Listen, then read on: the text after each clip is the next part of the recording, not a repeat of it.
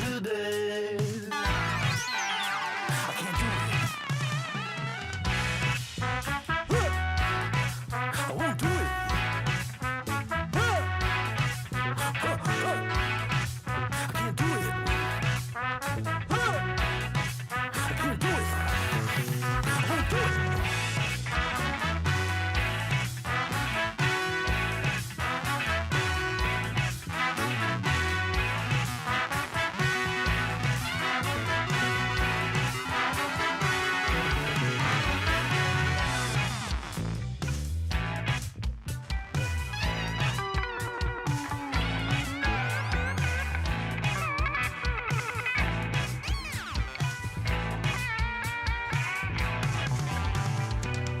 There's a soft parade in my head.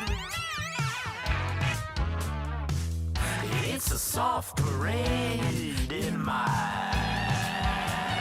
head. Space. Space. It is the place where I like to go when I feel a little low. Now is the time to be brave. Now is the time to be brave.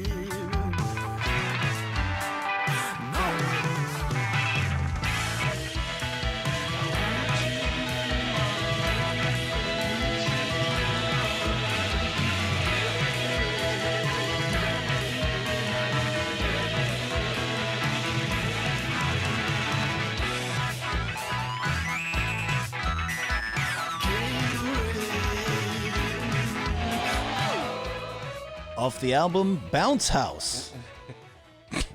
The Curls. Lemon Lime. It's the Ben Joravsky Show, live from Ben's attic. I'm telling you, man, we got like a little radio station going. Let's play some more. Got any Beatles songs? Okay, we would get sued.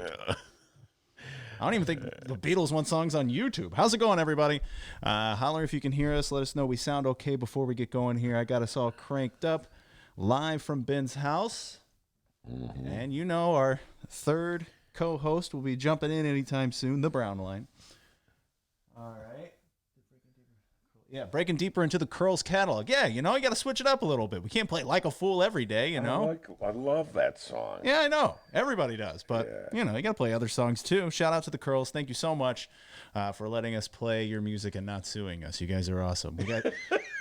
That's the important part. We got to get Mick Fansler back. See, now that people know Like a Fool, we can have Mick Fansler come on the show, you know, once everything gets back to normal, or maybe on over the phone and play Like a Fool acoustic. Man, that's a great idea. Right? That'd be a good idea. That is an excellent idea. All right, the audio sounds good. Let's get going here. Come on, Mick. Get on that phone.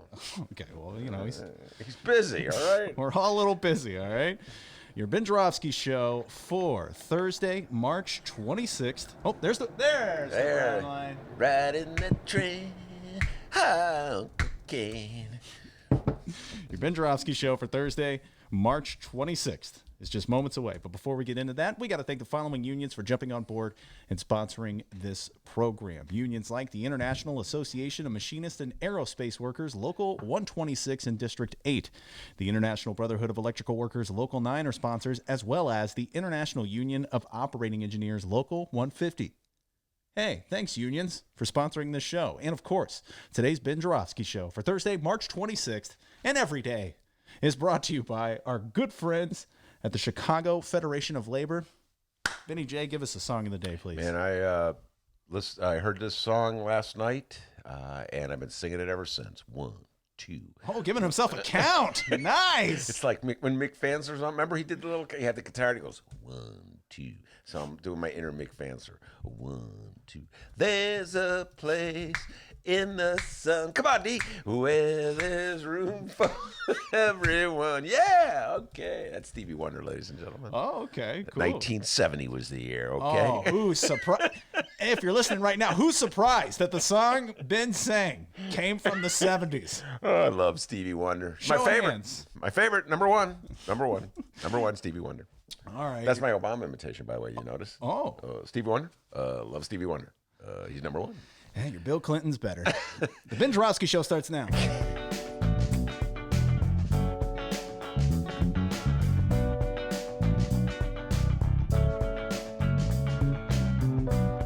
is Thursday, March 26th, and live from Ben's house, this is the Ben Joravsky Show. Today on the program, In These Times, writer Miles Kampf-Lassin will join us, and our cannabis conversations continue. Yes, even in Ben's attic. Our cannabis conversation continues with Lisa Salomon and Kirsten Velasco.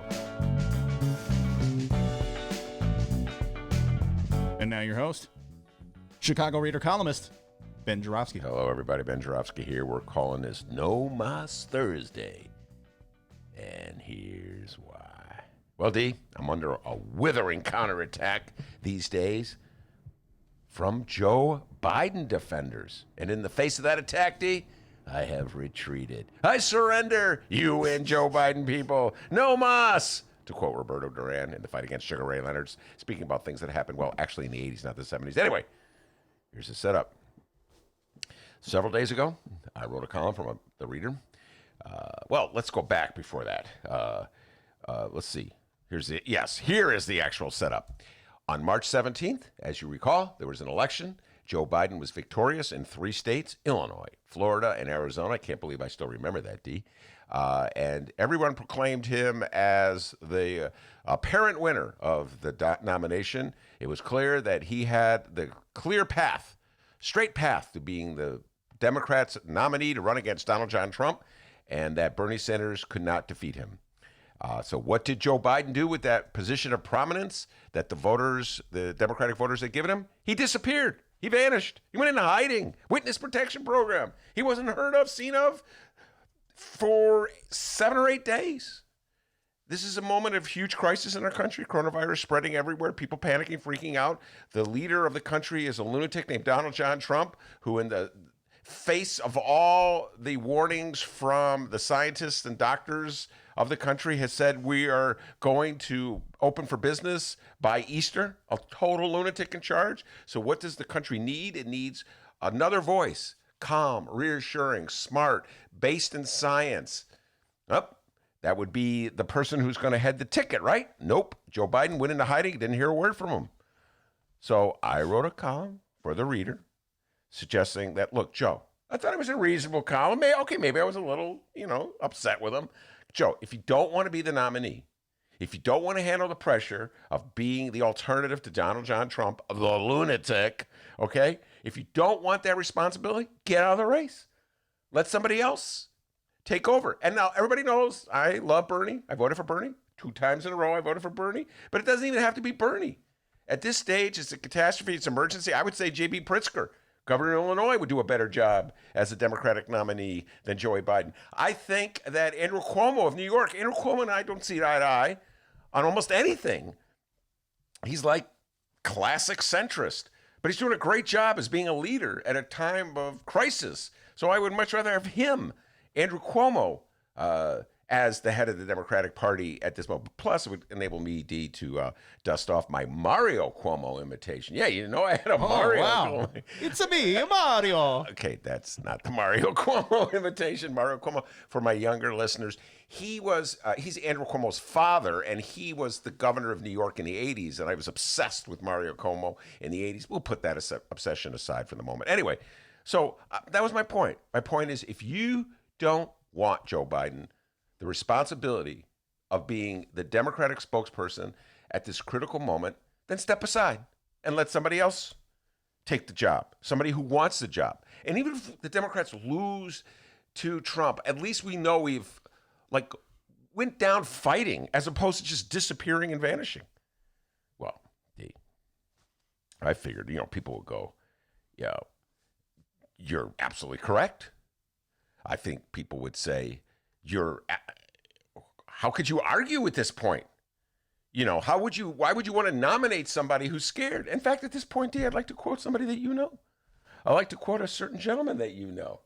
Your father. Oh. I'm now going to quote the man widely known as in Alton as Daddy Dr. D, or as people, Producer Dennis Sr. Or sometimes people call him Daddy, not a doctor, Dr. D. He likes to say, how does he put it, D? If you're scared, go to church. Oh, well, hell, bud, if you're scared, go to church. Yeah, I say hell, but the F word is really.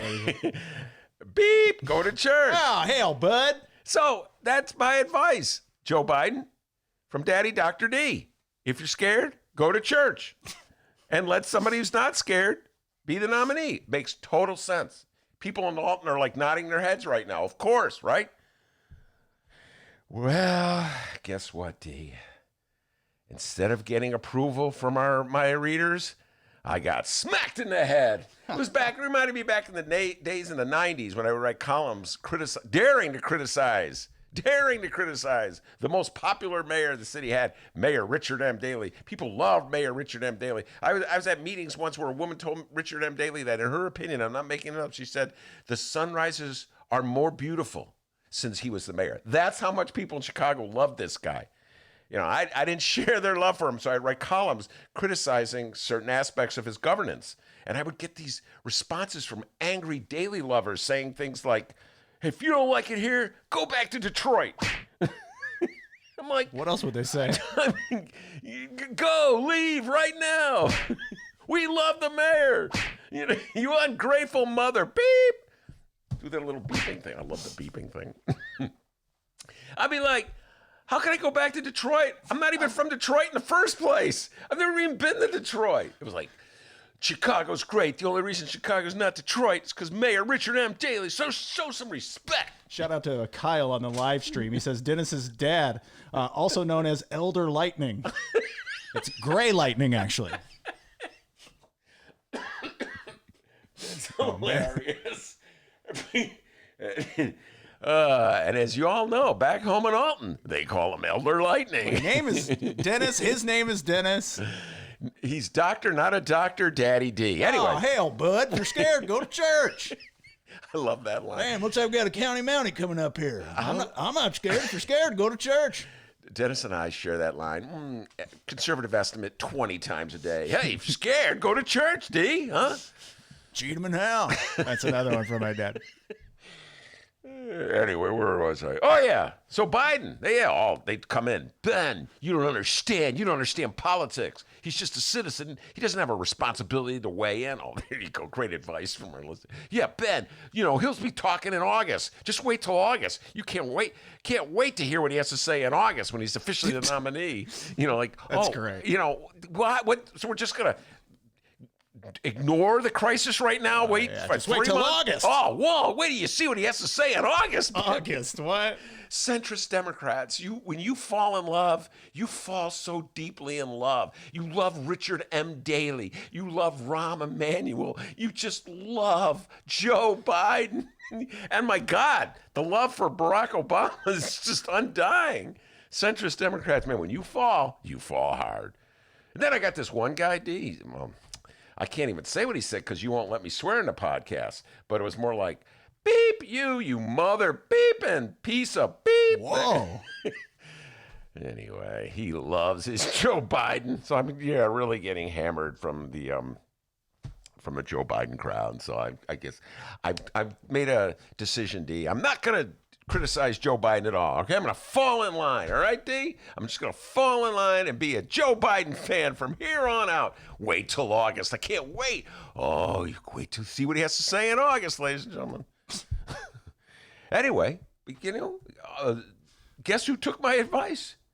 Joey B himself, Uncle Joe, Daddy Joe, whatever you want to call him. Can you imagine if we did that on the show, by the way? Like, hey, we got some good news coming up in August. Just wait for that, huh? Wait for that. What is it, March?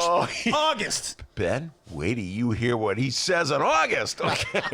Okay. Well, let's see. It's March.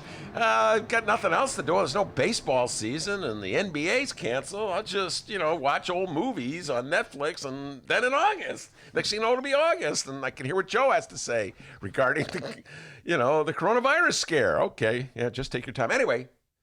Apparently, Joe Biden's a little more reasonable than his fans, his ardent lovers of Joe Biden. He has started making comments, D. All right? What is that? That's the Metro. So Ben lives by the Brown Line and the Metro. So every now and again, we'll have a fourth reoccurring character, the Metro. Oh, my God. That's the Oh, I got to have Jesus some water. Christ. The train horn. Ooh, riding that train to freedom. Hold on one second. God, the water's good in this city. Anyway. So Joe Biden's been making some appearances lately. I'm really happy that that's the case. You know, he's sort of warming himself up. Well, I'm sorry. That's what it is, by the way. When people hear the train, we used to say take a shot. Now we say when you hear the train, toke a hit of weed. Take a toke. Since I don't have any toke, I'll just have a hit of water. Can I have some water instead of that weed? Yeah, sure. It's weed no, it's not infused water. He doesn't smoke weeds. It's like the 70s. So Joe Biden has been making public comments. I'm happy to say he took my advice and not his ardent listeners' advice, who apparently think it's a good strategy to remain quiet until August in the middle of excuse me. It's not coronavirus. The water just went down the wrong way. So he's been making some appearances.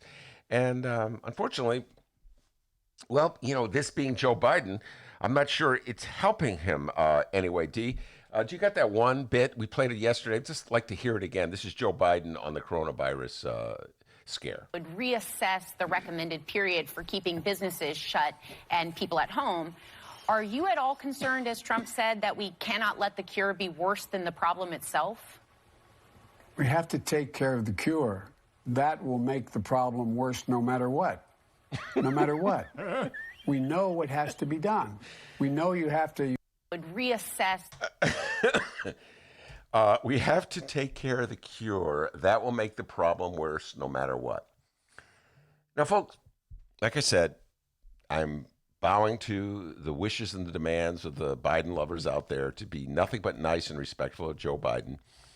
And so I want to say, you know, with great confidence, our leader of the Democratic Party really understands the problems we're facing as a country and is ready to lead us, okay, into political battle against Donald John Trump. But I don't understand what he's saying. And it's not that I don't understand the words. The words, I understand every single word that he uttered, but when he puts them together the way he does, I don't understand the overall meaning. Play the radio. Make sure the television, make sure you have the record player on at night. The phone. Make sure the kids hear words. Actually, that one makes more sense than the new one. Of course, now I've had more time to reflect on the old one. Make sure that the kids hear words. You know, we have to take the cure. The cure will be worse. Like, okay. Anyway, you know, it's kind of like in the old days, D, when I was young, really young, I would listen to the Beatles songs and I'd sit there and go, wow, what does this mean? Like sitting on a cornflake, waiting for the van to come. Whoa, what does that mean, man? You know? And Joe Biden is kind of like the Beatles back in the day, you know? It's like the meaning is there, but you gotta like really take the deep dive to find it. We got a great show today, everybody. Miles Kampf-Lassin will be here from In These Times. Maybe Miles can help us understand. We say he's going to be here, but he'll be on the phone. That is correct. Yes, virtually he will be here. Yeah. In virtual reality. Oh, man, I talked to Miles. He is fired up, folks. He's been studying the bill that the Senate passed. He can't even call it a stimulus bill. It's more like a relief bill. $2 trillion. The Republicans and the centrist Democrats have found their inner Bernie. They're all socialists now. How about that, huh, D?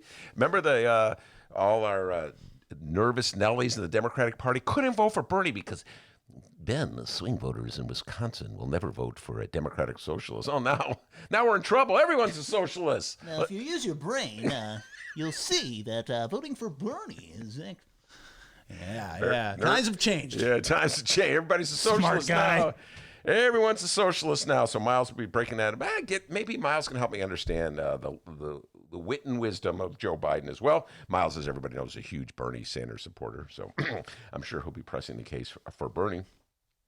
And then some more cannabis conversations. And to help us get through this traumatic time, smoke a little reefer, huh, D? Okay, we're not smoking pot live on the show. All right, well... I do that when I get home. Okay. Kirsten Velasco will be here from the Illinois Women in Cannabis, and our own Lisa Salomon, who knows more about cannabis than anyone, will be here. Another cannabis conversation. Really looking forward to that. But before we talk politics, before we talk cannabis, before we talk Bernie and Biden, the man from Alton that they call the doctor with the news. Hey everybody, how's it going? Hope you're all hanging in there. Shout out to the live stream chat. Pat Rod, we were talking about the Beatles earlier, the Beatles and Joe Biden. Pat Rod says, Biden is the walrus. And then, I love our live stream chat. And then followed by Kyle, who weighed in after Pat Rod and said, cuckoo ka-choo. Yeah, cuckoo ka-choo.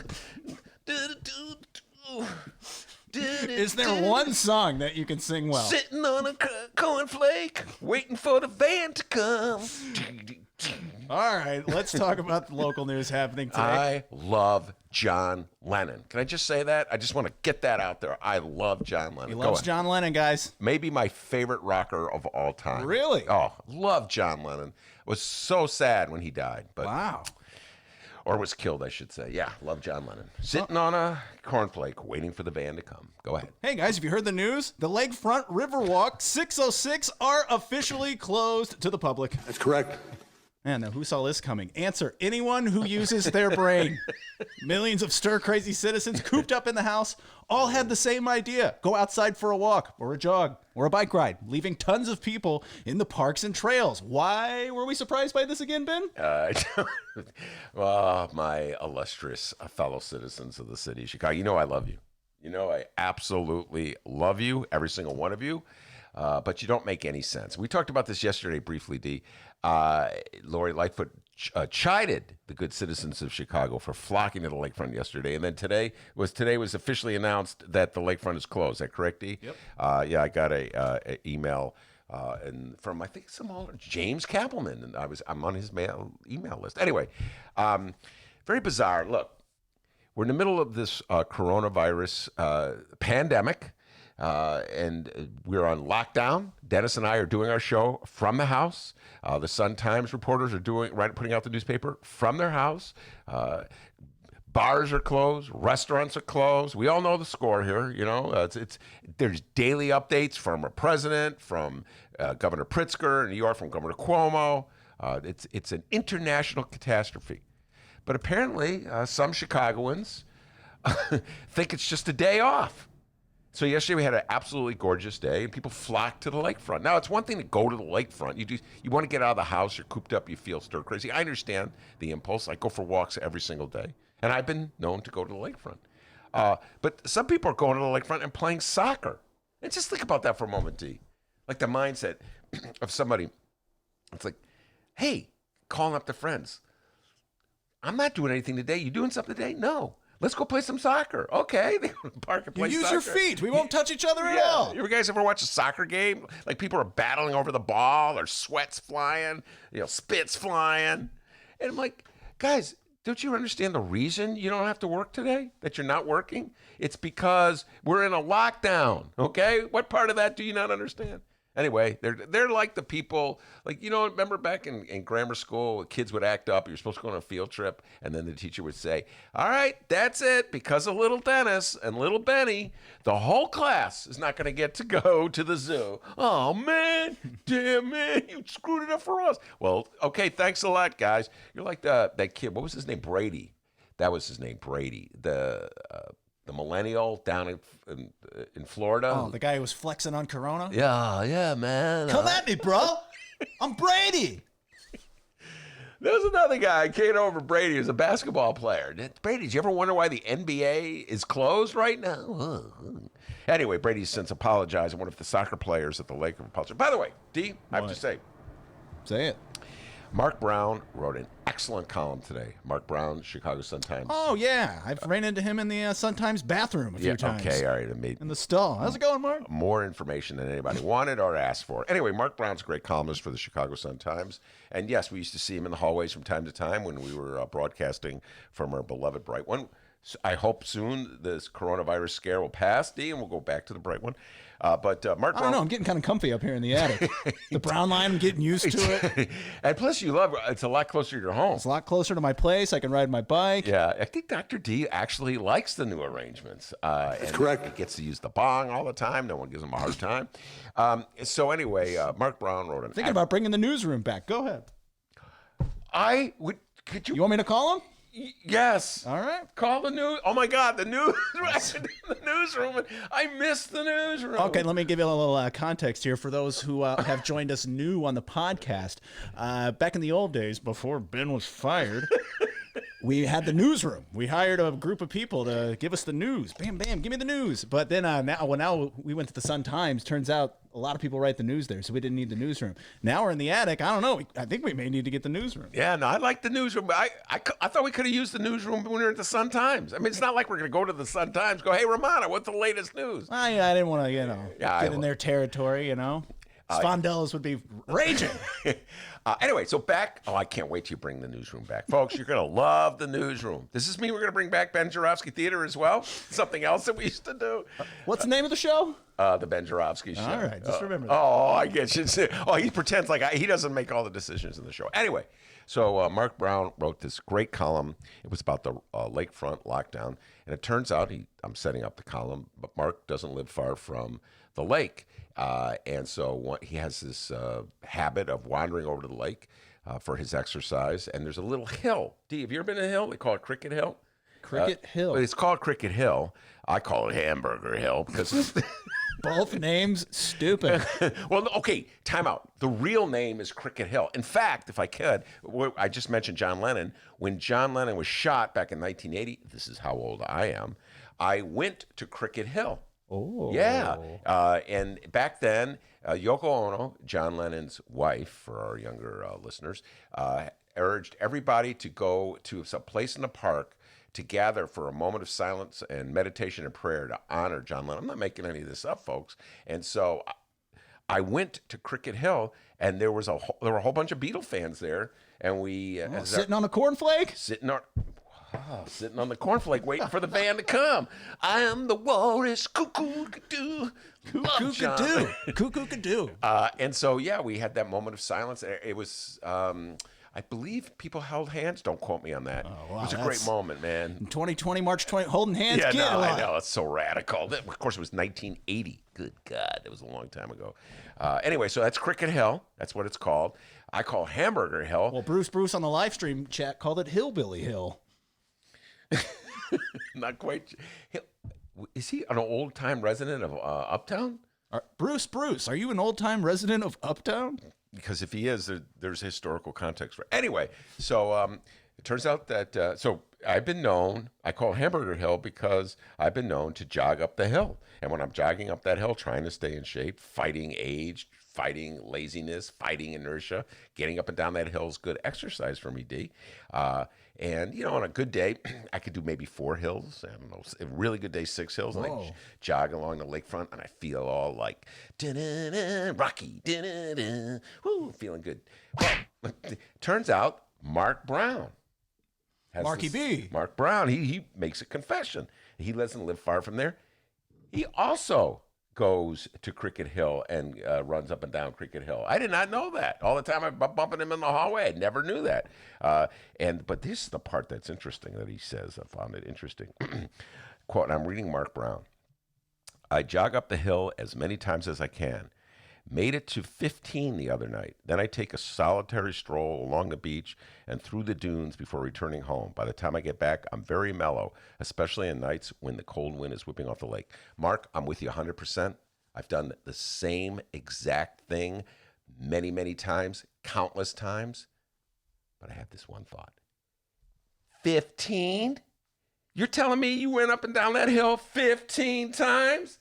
Gee, I don't know, man. He's a brute. What a brute. I'm not saying I don't believe you, but I'm not sure I believe we got to get Mark Brown on the show. I mean, we're going to have to get Mark Brown better. Let's get out to the hill, and I want to see Mark Brown do that. The park's closed. Oh, right. He has all the way, he's like Biden. He has all the way to August to get ready for it.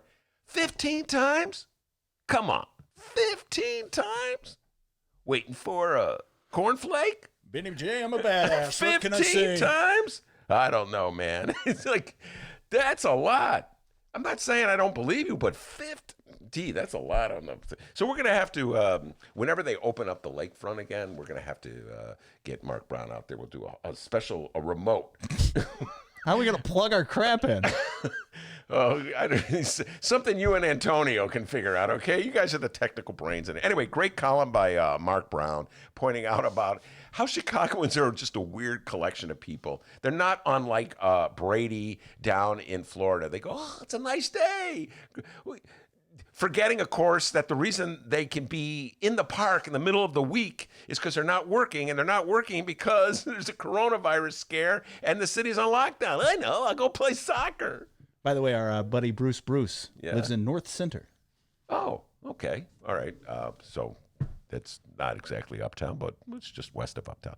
Anyway, very good column by Mark Brown pointing out how people in Chicago are a little unrealistic. And I don't blame Lori Lightfoot for closing the parks because although I just point this out, yesterday, about 60 degrees and sunny, D? Yeah. Today, I don't know, it's a raw day, like 45. A little gloomy. Gloomy, cloudy, it's going to rain. There's not going to be anyone in the park, except for me and Mark Brown, maybe, taking that hill, Hamburger Hill, all right? We'll be doing the show from the Slammer. Actually, it's in Hamburger Hills that Walter Payton, the great Walter Payton, the Chicago Bears running back, he had a routine, D. I don't know if this is way before your time.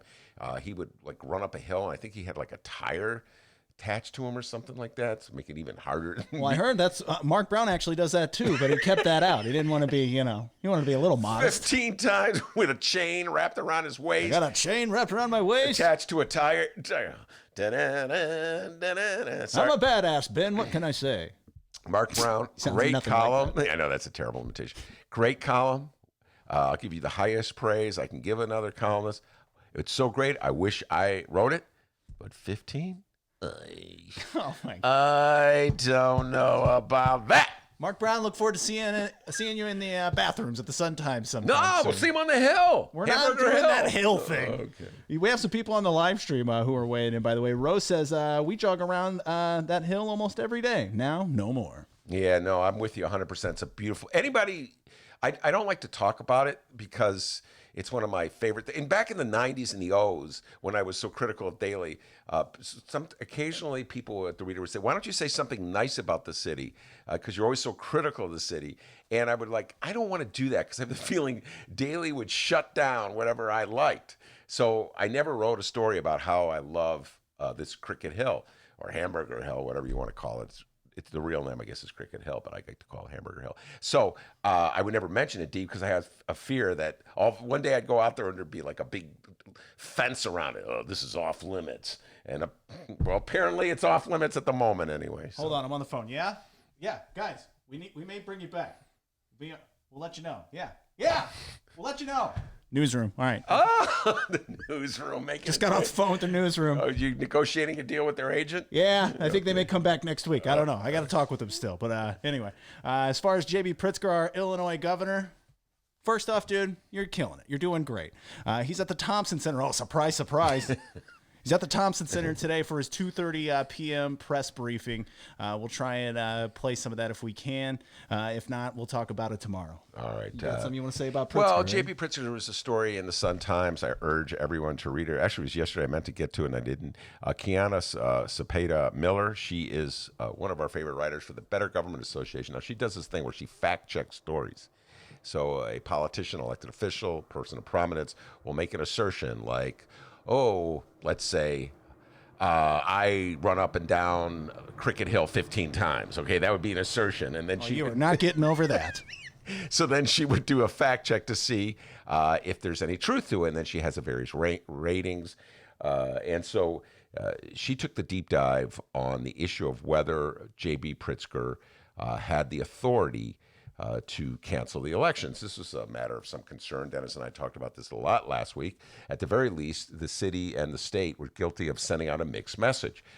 And the mixed message was this. On one hand, they were saying, work at home, we're closing down bars, we're closing down restaurants, we want social distancing. When you see someone walking down the sidewalk and they're a foot away, walk out of the way so that you're not right next to them. We have to do everything we can to stop the spread of this dangerous virus. And then on the other hand, they were saying, hey, we're having an election. Come on out and vote. So kind of completely contradictory. Stay indoors. Hey, you better vote. If not, we're going to judge you. Get out there and vote. Right.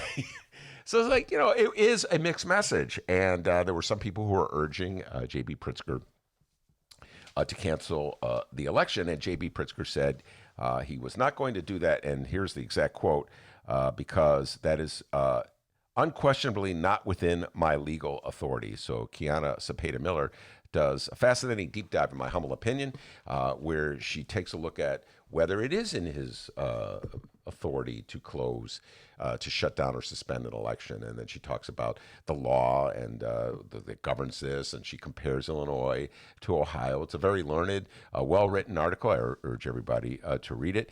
And then she basically comes down to the conclusion that Pritzker was correct. That's correct.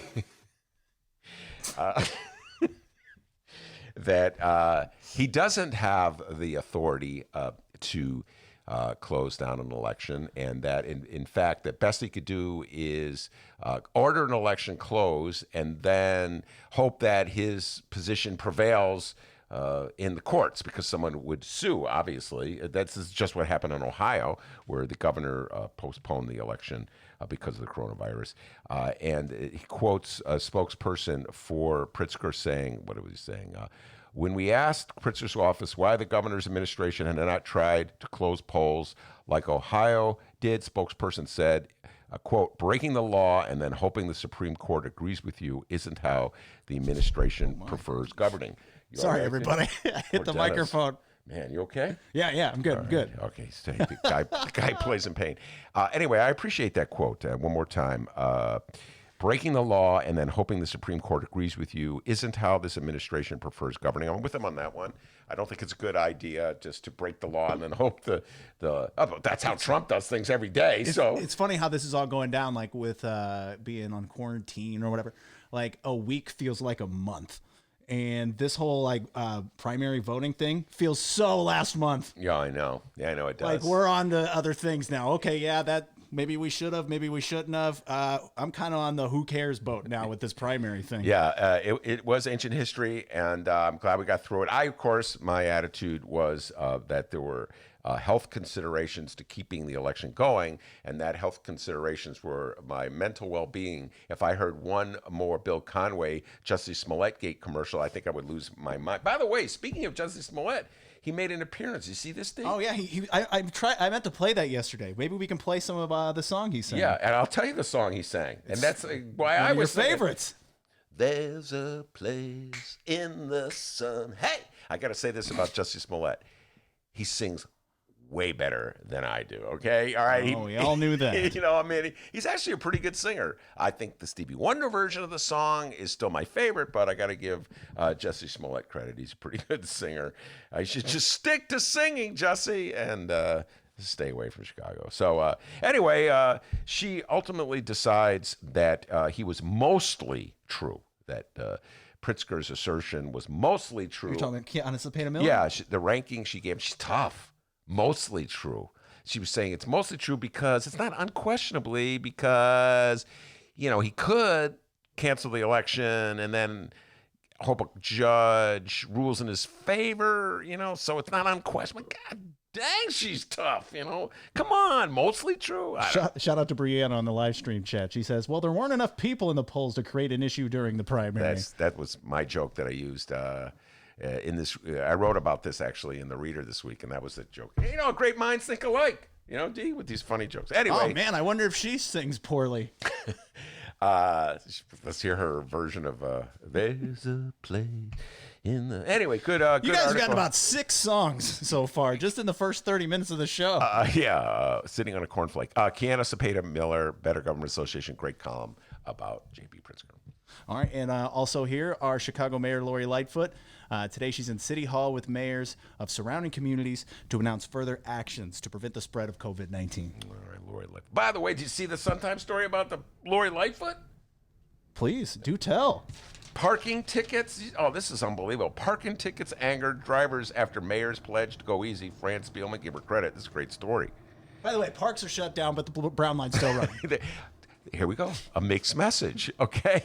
Parks are shut down. Didn't even think about that until right now. I know. It's mixed message, okay? Brown line's still going. Trains are still running. You know, people got to get places, so I understand that. Yeah, you're right. Yeah, they got to get places. Maybe they could cut the number of them so they're not running as frequently. I don't know. What am I to? I don't run. You know what? It's easy for me to sit here in my attic, D, and make all these, pronouncements. Okay, I'm not the one accountable for anything. Tell us about these parking tickets. Oh, these parking tickets are unbelievable. All right, so Mayor Lori Lightfoot said Chicago would stop ticketing, booting, and towing illegally parked vehicles, except for public safety reasons, through April 30th to give some measure of relief to people whose jobs and paychecks have been affected by the coronavirus. Well, guess what, D? They're still ticketing. Unbelievable. Talk about another mixed message. Think about this. She's mad because the governor and the mayor both said stay at home, just take occasional walks, don't congregate in large groups, don't play soccer. It's not a good idea to play soccer. Okay, don't be like Brady, the bro down in Florida. So then she gets mad and closes the parks. Meanwhile, what about the part about giving relief to the people of the city of Chicago, And nobody's driving anymore. I mean, you know how it is, D. The streets are virtually empty. But, yeah, they're still ticketing. And let's see. In the article, Fran Spillman has a lot of fun with this. Lori Lightfoot says, it's not free parking all over the city. I want to be clear about that. But what we said is place the emphasis on cars or motorists who cause a public safety hazard, unquote. Lightfoot said there's an obvious need to continue to be in conversation with Chicago Parking Meters LLC about, quote, where the emphasis should be placed to comply with her March 18th edict. Ah, yes, Chicago Parking Meters LLC. That's the investment group, I'm reading Fran's article, that famously paid the city $1.15 billion over 75 years to lease the city's 36,000 parking meters. Okay. That's the company that bought an asset worth $10 billion for $1 billion because the city of Chicago was, at the time, led by Mayor Richard M. Daley, who could do whatever he wanted, D, knowing that the only guy that would complain was some weirdo at the Chicago Reader, at which point all of his fans would go, if you don't like it here, go to Detroit. Anyway, it all comes around. So it's so funny. The mayor says, don't worry. I know times are hard. You're out of work. You don't have money. I'm going to relax the ticket writing. And guess what? They're still writing tickets. By the way, the spokesperson for Chicago Parking Meters LLC could not be reached for comment, according to Fran Spillman. I guess he's busy counting up all his money. So, yeah, come on, Lori. If you're going to get mad at the people of Chicago for not paying attention to your edict about staying out of the parks, why don't you also get mad at the ticket writers for the city of Chicago who are not paying attention to your edict and stuff? I'll tell you what, they're always going to try to squeeze you, D. Squeeze the people. This little light of mine, I'm going to let it shine. Yes, indeed. All right, everybody. Well, we're going to take a little break here. And when we come back, our good friend Miles Kampf-Lassin is going to be talking progressive politics with us. I wonder what Bernie's up to these days. Bernie is running for president, okay? He's not like one of my Joe Biden readers out there who says, shut up, go away. He actually took a strong stand. We'll talk about it with Miles in yesterday's debate over the relief bill. Don't go anywhere, everybody. Don't go anywhere, everybody. The Ben Joravsky Show. We'll be right back. Play the radio. Make sure the television, make sure you have the record player on at night, the phone. Make sure the kids hear words. Read the Chicago Reader to get up to speed on what's what in Chicago. Culture, food, arts and entertainment, weekly concert listings, weekly event listings, the environment, travel. I can continue, but you get the point. And for all of you Chicago political junkies, raw weekly columns on real city politics from Maya Dukmasova and our very own Ben Joravsky. The Chicago Reader, free to the public in newsstands throughout the city and online at chicagoreader.com. Read it now and be a more informed Chicagoan.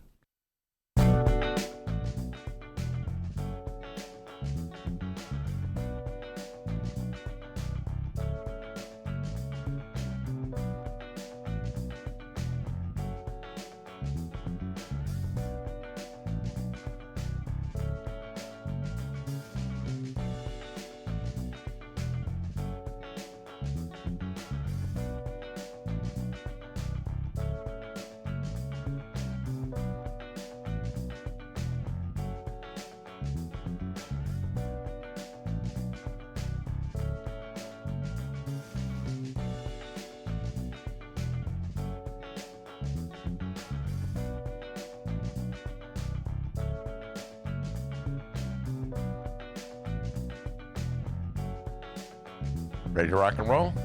Commercial break over. Welcome back to the Ben Joravsky Show, live from Ben's house. Miles Kampf-Lassin comes to our house, at least through the phone, every Thursday. Miles Kampf-Lassin, ace writer, editor for In These Times. You staying safe, Miles? I am. I'm hunkered down here, not interacting with many humans these days, but, virtually staying in touch. So it's going okay. You're not one of those Chicagoans who immediately ran to the park yesterday to play soccer? I mean, I got to say, I've watched some of that press conference earlier. She's not wrong. I mean, I go on runs still sometimes, and I do see a lot of people out at the parks. I saw yesterday people playing football, and that's really not social distancing if you're engaged in sports. So, I mean, if this is what it has to be, I think that there's got to be, they got to tamp down on people getting together. At least, they're not allowing the St. Patrick's Day cruise to come through anymore. That was despicable. Yeah. No, we'll get to the serious issues coming out of Washington. But Miles, I just got to shake my head, man. I'm laughing. I've been making fun of Brady the Bro. That's the 20-year-old who went down to Florida and was quoted. He was all over the internet, his little quotes where he was saying, I'm not worried about Corona, man. I just want to party. And I'm making fun of him and my fellow Chicagoans. It's like, guys, you figured out that you're not working today for a reason? It's, you're off in the middle of the day. It's like, did you? I gotta say, I've got to give people a little bit of a break because I know I harp on this, but last Tuesday, we held an election here, and the mayor, the governor, the political, all the professionals were saying, "Go vote." Yeah. So it's not. I think that was a failure on their part to take this seriously, and so it's not shocking to me that people haven't gotten the message yet. But they clearly need to get the message. No, we just got finished talking about that, and mixed messaging on the part of the leaders of the city of Chicago, the state of Illinois, and the country, especially the country. Donald John Trump. We'll get to him and the bizarre messages that he's beaming out on a regular basis. But let's talk about the relief bill. I don't call it a stimulus bill. $2 trillion. It's Bernie Sanders socialism. Even after we just learned from the centrists, Democratic electorate, that Bernie's too left to win. And now all of a sudden I'm watching Republicans embracing Bernie Sanders type socialism, for at least socialism for corporations, etc. Miles, the irony is a little frightening sometimes. Tell me about it. This is really, what has been laid bare through this whole process is that there was a consensus that some are still holding to, obviously, that the market is the solution, that when we have crises, when we have issues, that we need to look towards the wisdom of the marketplace that will, drive competition, that will solve any of our problems. And that has been the, mainstream consensus view of both mainstream political parties in the United States for decades now, at least since the 1970s. What that doesn't account for is government and people's lives, which has always been to protect people, to provide a decent standard of safety and livelihoods and dignity. But the American government has pretty much backed off of that in so many ways. And right now, what we're seeing in the United States just today is almost 3.3 million unemployment claims past week. You see it, you look at graphs and, they show them going up and down, and they never really crest past 500,000. Now we're at over 3 million. And by the summer, it's predicted to reach over 14 million. You can't have an economy without labor, without a workforce that's active. And this can't be solved through the market. The only way you can keep people, alive, to be frank, is through some type of social protection, some type of social programs. And that, as you said, has been Bernie Sanders, the cause célèbre of his entire campaign has been, we need to provide people a better standard of living.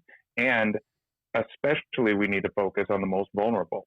Those most vulnerable, the people at the lowest rung of the economic ladder, are also the people that are most vulnerable to this disease because they lack the basic access to healthcare, and they're the ones most dependent on a paycheck to survive. It's much harder for them to get by staying at home than it is for some of our more well-off fellow citizens. So it's true that people have had to have this kind of transformation, and as a result, you saw this $2 trillion bill pass the Senate yesterday.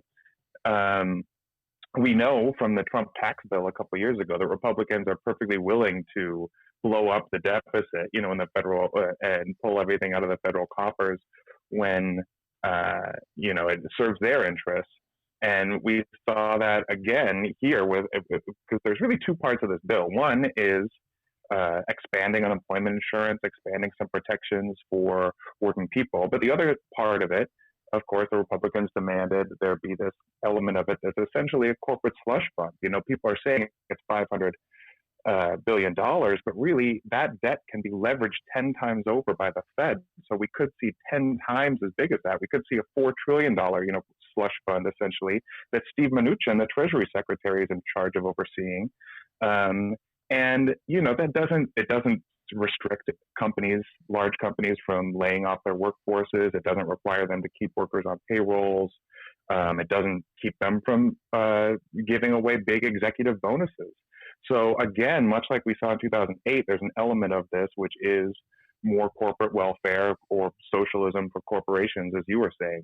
Luckily, there's also some really pro-worker elements to this bill to thank for certain people in the Democratic caucus who really pushed for that. Now the bill's in the House. We can go into the politics of it. I think, now that it's in the House voted down the first, bailout bill back in 2008. They have a chance to do that. I mean, considering it passed unanimously in the Senate, that could be hard. But they could also just strip out all of the corporate welfare elements of it and just send back all the worker protections, to be signed by the president. So we'll see what happens. But that's kind of my general take on it. All right, let's get a little more specific if you can. Let's break those two general categories down and analyze them as best we can, because obviously all the details haven't been publicized yet. And many of us haven't had the opportunity to read the fine print. I don't know if I'll ever get around to reading the fine print. And again, as you pointed out, the whole thing could be rewritten in the House. I doubt that it will, since Nancy Pelosi has already said that she's going to sign it. But let's talk about, first of all, the corporate slush fund of up to $500 billion. Give us a little detail on that one, Miles. Well, I mean, it essentially is earmarked for propping up businesses. And again, this seems to fly in the face of this free market fundamentalism that has been preached by especially the Republican Party, but to be honest, leadership of both parties for many years, saying, let survival of the fittest, right? If you survive in the market, you survive. If you don't, you don't. But instead, we're deciding to, lift up these companies and say, we're going to, provide you the funding you need to manage this crisis. And this is in the billions and billions of dollars. Meanwhile, the way that we're helping, working people deal with this crisis is a $1,200 check.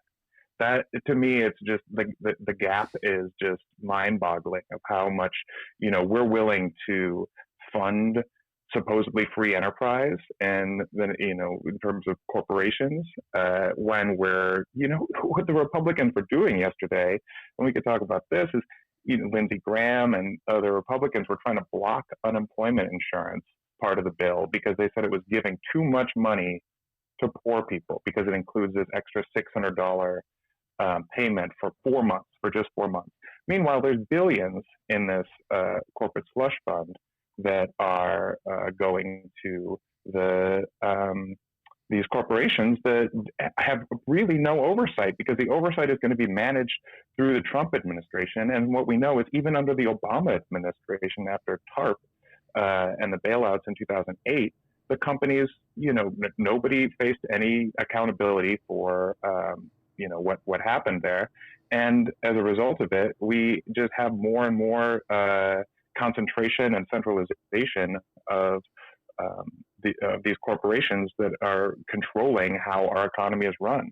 And it's often the same people that are in charge of these companies. So very little has changed in the past 12 years, both in terms of the actual fundamentals of our economy, which I think were shown to be very weak by that financial crash, and then also the way that our government runs, which is just handing out blank checks basically to these same people that are now, laying off masses of working people.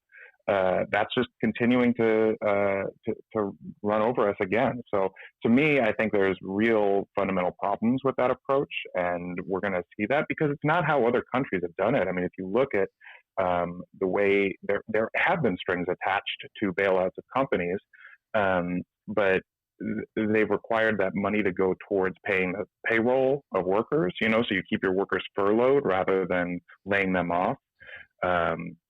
In the UK, they're providing 80% of people's wages. In Denmark, you're seeing this as well, in terms of, the government just stepping in and saying, look, we're going to provide the money so that people can survive, and we're going to, make sure that the businesses are paying that money so that they bring those workers back once this crisis is over. We didn't do that in the U.S. We just said, here's a bunch of money for the corporations, and we're going to give some extra unemployment for a few months, and then we'll figure it out. And as a result of that, you're seeing these massive spikes in unemployment, whereas you're not seeing them in these other countries that did it a different way. But again, the Republicans are too ideologically opposed to this idea of state intervention to bring themselves to go through with something like that would actually be better to help solve the process. And the reason, just the last thing, the reason we know that's true is because there's some of that in this bill, and it's particularly on the airline industry, because the airline industry, obviously has a very powerful voice on the Hill, and they have a very strong union led by Sarah Nelson, the flight attendants union. They put forward a proposal basically saying that, that the airline industry will get this kind of bailout, but as a result of it, they will have to keep these workers employed and then furlough and pay them for their salaries. And that's included in the bill. So they're willing to do it for the airline industry. And if they're willing to do it for them, they could do it across the board, but they're just so, opposed to this idea of government stepping in that way. They'd much rather just hand out checks to corporations.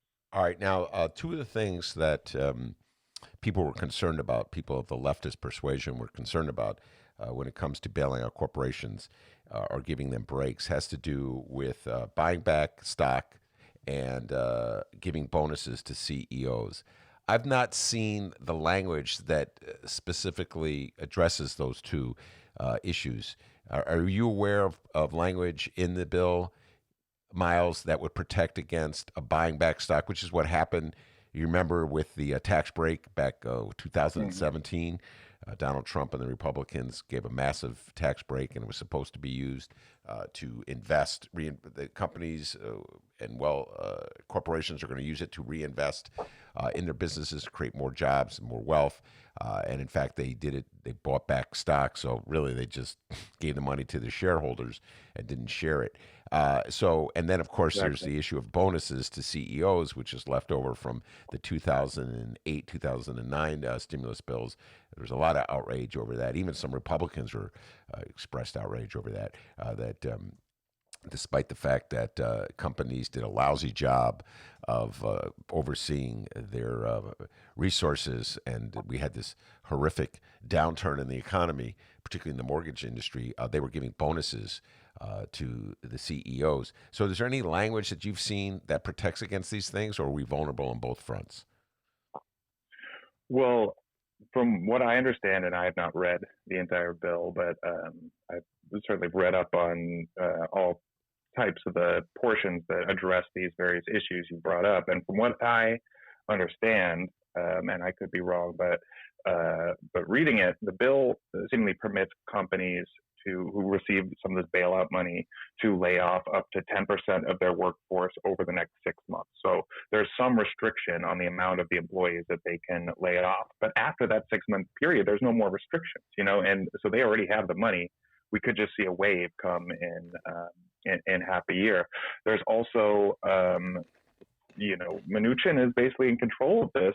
Trump's Treasury Secretary is a long-term, Wall Street guy. He could waive any upside for the public, and the restrictions on stock buybacks, particularly, there are some restrictions on that, which is better than none, of course, but they're temporary as well. They, after a series of months, that these companies would be able to once again put this money into buying back stocks, basically reinvesting in their companies, trying to, leverage that rather than paying out workers. They also would pay dividends to the shareholders, and these shareholders of large corporations are otherwise, these are people we just know as rich people. These are the people that can afford to invest in and be shareholders in major corporations. They're going to receive multi-billion-dollar bailout funds. So I think there's still a lot of vulnerability. You saw this in the Democratic caucus. They were, saying that this is a travesty, basically, the way that this has been engineered, and it's because this is essentially the McConnell bill when it comes to the corporate bailout side of it, where what the Democrats worked on was helping working people. I would argue that should be the only thing that this bill does. I mean, obviously there needs to be help for small businesses, and there is some of that in here. But not nearly as much as in this corporate slush fund, nor is there nearly as much money as we need to actually deal with the crisis of the coronavirus, which is decimating, our communities across the country, particularly in New York. Andrew Cuomo, the governor of New York, was personally lobbying against the bill, or at least to change it, because he said, his state's going to get like $5 billion out of this in a over $2 trillion bill. And we need like frontline services. If this is, wartime presidency, as this Trump president likes to say, then we need to be investing this money on the front lines, which are into hospitals and health centers and every place we, need to send support right now. So, in terms of the restrictions on the bailout, there's a little bit more than nothing, but it still leaves a lot to be desired in terms of oversight. Well, when I'm listening to you, I'm thinking about the arguments that occur here in Chicago that I've been following for all these years about whenever we in the city of Chicago, when our leaders make investments into corporations, we generally do it through the TIF program. That's the single greatest source of discretionary income they have. And the argument as laid out when you want to sell a proposal to the people of Chicago, Miles, is that this is an investment. This is economic development. This is spending money now so we have more money later, okay? And on the other hand, when you have a pension program that is the lifeline for retired people who live in neighborhoods throughout Chicago, so they're spending it locally, well, that's a waste. That's a handout. That's something we can't afford. So one thing we can't afford, the other thing we cannot afford. And when it's money for something like Amazon, we can afford it. When it's money for something like Lincoln Yards, we can afford it. But when it's money for a retired cop or a firefighter or a teacher, we can't afford it. This is how things are presented to the people of the city of Chicago, which is why year after year, the pensioners, not so much anymore, because they've had some judicial rules in their favor, had to fight off cuts in the pension fund, cuts coming from Democrats who bought into this argument. I see the same thing in this debate, the same kind of worldview. Think about it. When you set aside money for the corporations, you're protecting business, right? But when you're giving protection for individual workers, well, you could be wasting money. You could be encouraging laziness and cheating. That's Lindsey Graham's great concern. Do you get what I'm saying? They give out, when it's money going to the wealthy, it's an investment for us all. When it's money going to ordinary human beings, it's a waste. See the messaging there? Yeah, it's basically that was the belief that was put forth by all of these true believers in the trickle-down economics. It's what Ronald Reagan always talked about. It's what, George H.W. Bush talked about. But, basically every president of our lifetime, my lifetime anyway, has been advocating, is saying if we just give this money towards the great leaders of corporate America, that it will ultimately benefit everybody. We don't have time to wait for that. For one thing, that has been proven to be false, and we see that because of wages completely stagnating, where corporate profits are ballooning, and that has been the case over this long trajectory, but especially in recent years. But also, people are out of work. Every business is closed. There's no money coming in right now. We don't have universal health care, so people have to pay healthcare costs. They have to pay rent. They have to pay or a mortgage. They have to pay, utility bills, childcare, all of the things that that cause economic hardship for people still remain, and yet the support is so meager that we are arguing over whether a one-time $1,200 check is too much for people. And meanwhile, there's no question that if we send almost $500 billion right now to corporate America, that could somehow be a waste or not fiscally prudent. I would just caution. We remember what happened after the bailouts in 2008. What was what happened after that? The Tea Party rose, and the Tea Party said, "Look, Democrats are standing with Wall Street. They're bailing out corporations. I'm against the bailout. There's too much government spending." Where there were plenty of other motivations in that were more odious about racial resentment and things like that as well.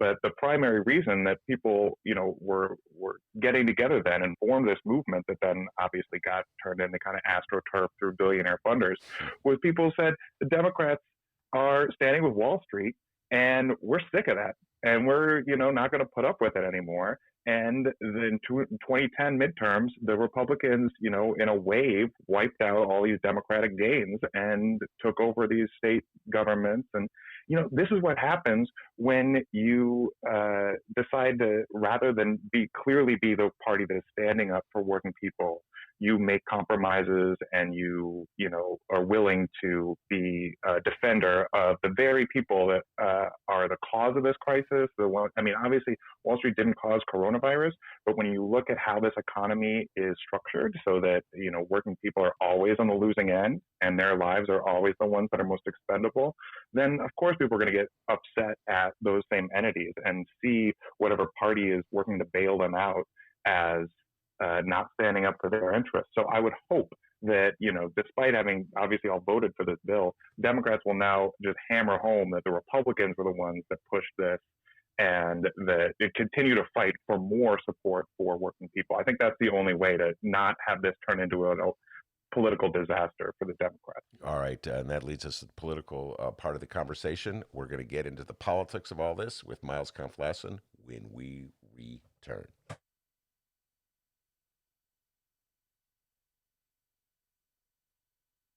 Stick with us.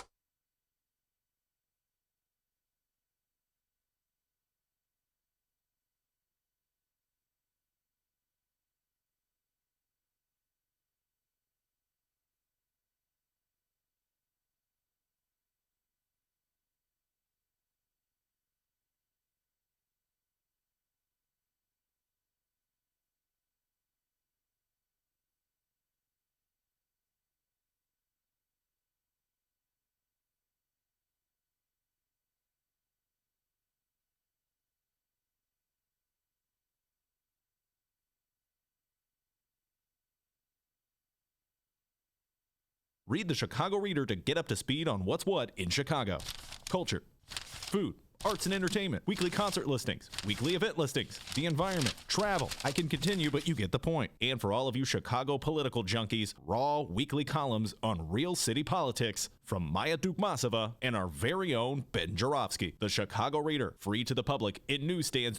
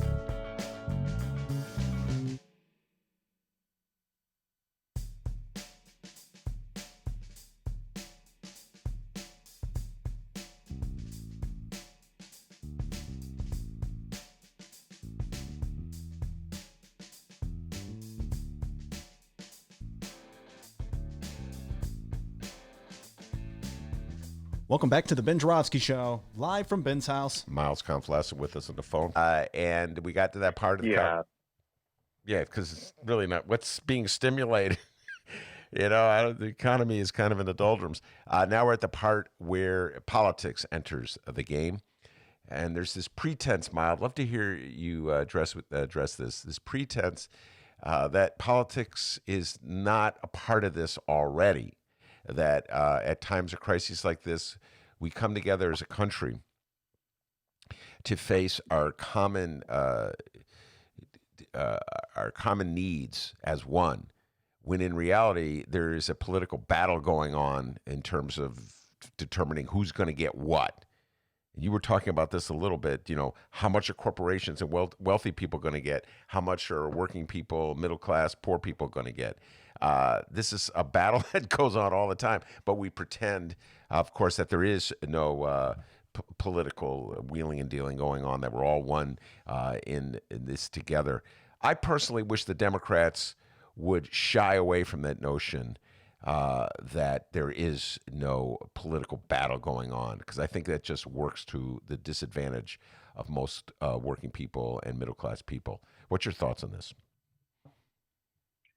Yeah, well, I personally think that, class conflict animates so much of our, politics itself that you can't ever really escape that. And especially in moments when we're reassessing how our economy and our government run, there's no shying away from the role of politics. And by that, I don't mean just political parties, but rather who gets a say in the decisions that are made that impact our lives.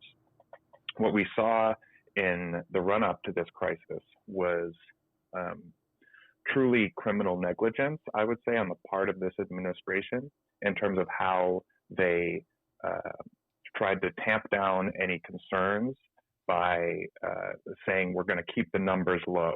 It's what you kept hearing coming out of the Trump administration from late January through February. They were trying to not let a cruise ship even land because it would spike up the numbers of infections in the U.S. Meanwhile, refusing testing that was offered from the World Health Organization and saying we're going to build an American test that's going to be the best test. Trump, through his administration, has helped to accelerate this crisis in a way that was not necessary. We didn't need to be at this point. We could have worked to test and to isolate cases and to contain this virus. We're long past containment now. And these were the result of political decisions, because this president was looking out for, number one, the stock market and the economy. That's what he kept saying. It says he didn't want to see those numbers go down because of how fears of the coronavirus were impacting the macro economy and in terms of the Dow Jones and things like that. And he was also looking out for his reelection prospects and said, I can't risk having there be a large scale outbreak in this country, or at least people to get worried about there being a large scale outbreak, because that would in the short term impact his polling position. As a result, we're on the brink of not just financial collapse, but as I often have said here, I don't want to be too grave about this, because I don't think panic is a helpful emotion for people to be going through right now. But mass death is a likelihood at this point, and as is the economic pain of small businesses across this country shuttering, and it's a result of the actions of this administration. So you can't say that it's not political. And what really troubles me is that you hear people like Joe Biden, the presumptive Democratic nominee now, who, parroted that claim and said, given a chance to criticize President Trump, he said, I don't want to make this political. Well, that might sound like you're, above the fray in some sense. But meanwhile, the president's approval ratings are going up. And the reason they're going up, I think, is because he's the only one out there that people are seeing as, responding to this crisis. People don't see that his ineptitude and negligence led us to this crisis, but they do see him out there now on the podium, speaking to the country every day, whereas Joe Biden is not doing that, for one, and he's not calling out as much as he should be, how badly both the Trump administration and the Republican Party as a whole is to blame for so many of these, so much of the acceleration of this crisis. The Republican governors across the country are still refusing to put stay-at-home orders in their states. They're, doing very little to limit the spread of this. If you look at states like Mississippi, they're, outrightly just, ignoring the directives from the CDC. So it's very political. You can't, separate the two. And for me, I don't see what kind of benefit there is for people who consider themselves progressives or on the left or even just, liberals, Democrats to approach this that way, by saying, I don't want to get political. This is a bigger than politics. Fundamentally, this is just intertwined with politics. So you have to look at how this crisis is spread and how it's being responded to through a political prism. I think there's no other way. Well, at some level, something has to be done. So I'm with you. Everything you just said, I agree with you. And I feel, so when I think of Biden and Bernie, I'm going to separate them and think about the constraints each one is facing.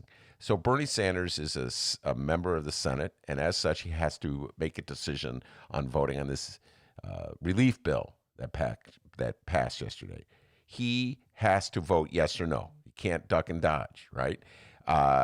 And essentially, Bernie got up and gave a speech. He said, there's a lot in this bill I don't like, but we need it, so I have to vote yes.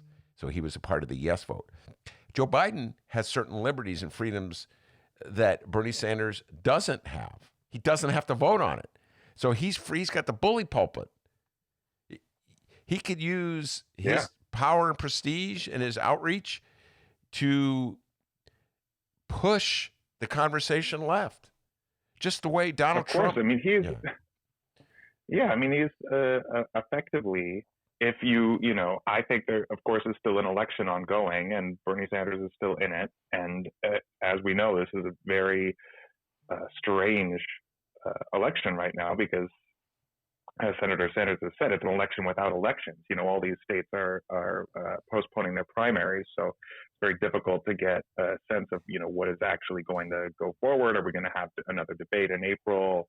Pennsylvania is now pushing off its primary, so we don't know what's happening. But even if you accept that, Joe Biden is, going to be the Democratic nominee, he then would be the de facto leader of the party. That's how, it works. That's why Donald Trump, everybody falls in line behind Donald Trump. Because if you're running for president of a party, you receive their nomination, you're the leader.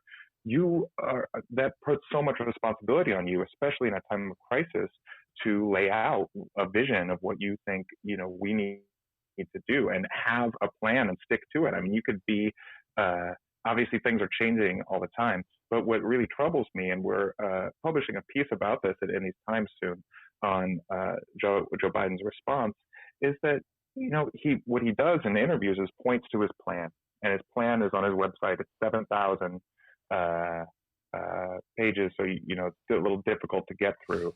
And it's full of things like, tax credits and supplemental insurance and the traditional kind of Democratic consensus responses to financial crises. But when he's interviewed, Joe Biden brings up things like a mortgage freeze or a rent freeze or an eviction freeze. Well, does he believe in that? Because that's not in the bill and it's not in his plan. And if he does believe in it, he should be pushing that. He should be out, not just publicly saying it. He should be working back channels in the Senate. I mean, he was a senator for decades. He's got all these connections in the Senate, certainly the Democratic leadership. He could be leveraging in order to push forward a more, progressive policy, or if he's not, at least explain that to people. Don't try to have it both ways, which is unfortunately what it seems like is going on. And to me, that just doesn't seem like the type of bold leadership we need right now. Even in the debate that he had, the last debate with Bernie Sanders he was going on about how we've wasted our seed corn. It was his the way he phrased it, which was basically saying that the United States is in too difficult of a financial situation. He blamed the tax cut bill of 2017 on this, which obviously was terrible for the economy in the country. But saying, basically just more deficit fears. And, Joe Biden has pushed the balanced budget amendment in the past. He's somebody who's, been a deficit hawk in many ways. And now he's saying things very different from that. But at the same time at the debate, he's saying we're running out of seed corn. So you got to kind of choose how you're going to approach this. And to me, Bernie Sanders has been very clear. He put out a whole array of plans, one of which was this expanding the unemployment insurance, include $600 more, basically cover 100% of people's salaries up to $75,000 for the current bill. And he fought for that. And they tried to, strip it from the bill. There was an amendment, as I said, Lindsey Graham and others Republicans were pushing for.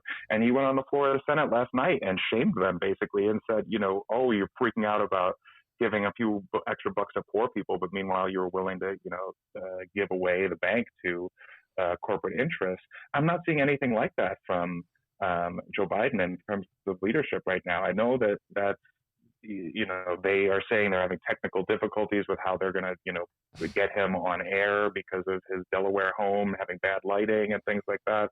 But now is the time. I mean, this is it. This is, we are in the throes of it. There's very hard days to come. And the American people need to see leadership because they're, as far as we know, there will be an election in November, and it's going to be massively consequential, not just for dealing with this crisis, but dealing with so many more crises that face us in our future. I've been very critical of Joe Biden for the last week or so, Miles, for the points that you're making. He disappeared and vanished at a time when just the country needed it. We need an alternative voice to Donald Trump. And because Donald Trump, you talk about mixed messages, he's been beaming out, radiating mixed messages since this crisis began. And I just don't believe has what it takes to lead the country at any moment, but particularly at a moment of crisis. Joe Biden's problematic to accept this role because Joe Biden has always prided himself on being sort of a bipartisan team player, and his strength is his ability to work with Republicans.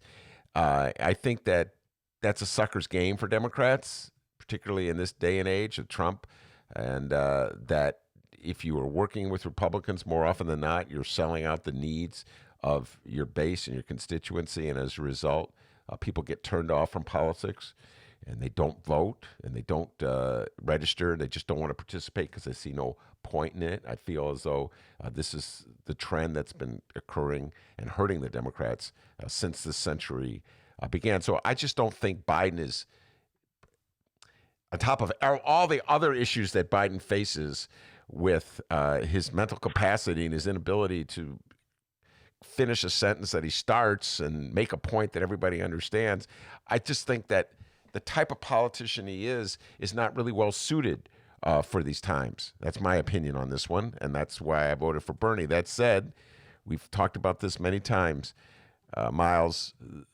Most of the people voting in these primaries are not for Bernie. Bernie has been stuck at about 30 to 35% of the vote, I guess. I don't know, maybe more. You could argue with me on that point. But it doesn't seem as though people agree with me. All right, just put it that way. It won't be the first time I've been in a minority with them in my own party, but it just seems that way. I'm now embracing the idea that Democrats turn in a different direction. I just don't have the confidence right now that Joe Biden can defeat Donald Trump, that Joe Biden has the ability to convince people to sign on with him. Their strategy seems to be everybody hates Trump, so they'll vote for Joe Biden because they hate Trump. I'm not certain that's a winning strategy. And so I'm looking for someone with a little more competence. So I'm like saying, you know what? Andrew Cuomo. Draft Andrew Cuomo. That's kind of where I am. And I know I'm not alone. I know there's a lot of other Democrats who feel that way. What's your position on the issue of substituting a candidate for Joe Biden at the convention? I think there's a lot of democratic issues with that in terms of, not Big D, but rather in terms of how that would go over with the Democratic electorate after we've gone through an entire primary season to then select somebody who didn't even run. This has happened before, of course, in party politics where, the party leaders decide to swap in somebody else. To me, I can't imagine that going over well with the Democratic electorate. If it was somebody who didn't already, run for president and win millions of votes. There is somebody who did that right now, Bernie Sanders, who's still running for president, who is, I think, showing real effective leadership right now and has shown through how he, operated around this bill. So many people are saying, he's too radical, can't work with people, he's alienated the Democrats, he's not even a real Democrat. Well, look, this is somebody who just, was involved in negotiations around this bill, pushed forward very clear policy advice he got through, progressive economic think tanks of how to expand unemployment insurance to help people, got that into the bill, fought for it, fought off Republican attacks, defended the bill, even though obviously he doesn't believe in every part of the bill, and got in line with the Democratic caucus to push it through. I think that is a good example of how somebody who negotiates and operates in a real politic world handles a crisis like this and shows leadership at the same time. So to me, that's kind of where I stand on it. I think if we're going to swap out, a nominee, we should do it with somebody who is also running for president and has, shown that they can win millions of votes.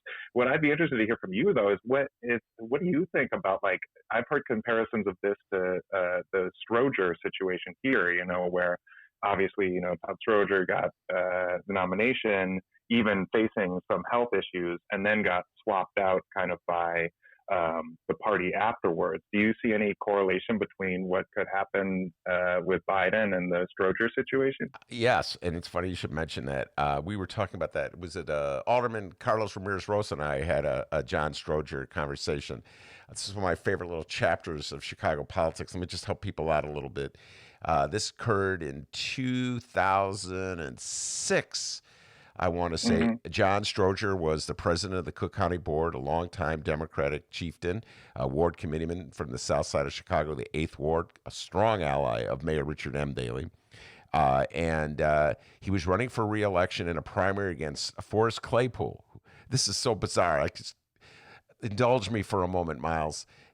Forrest Claypool also was an ally of Mayor Richard M. Daley. So Democrats, North Lakefront liberal Democrats, labored under the illusion that somehow or other Forrest Claypool was more of a reformer than John Strowger because he was a white man on the north side. Okay? And so patronage is bad when it's black people being the benefits of patronage, but patronage is acceptable somehow or other when we pretend it doesn't exist. All right, so this is the contradictory illusions that North Side liberals were under. So I was never a supporter of Forrest Claypool on that effort. I was always a supporter of John Strowger. I always kind of liked the role he played. And as a result, I was assailed and assaulted by many of my North Shore neighbors. North Side neighbors. How could you be for Strowger? Claypool is the reformer. Anyway, in the middle of this, John Strowger has a stroke and goes into a coma. And the leaders of the Democratic Party, my beloved Democratic Party, pretended as though he was still alive and vibrant.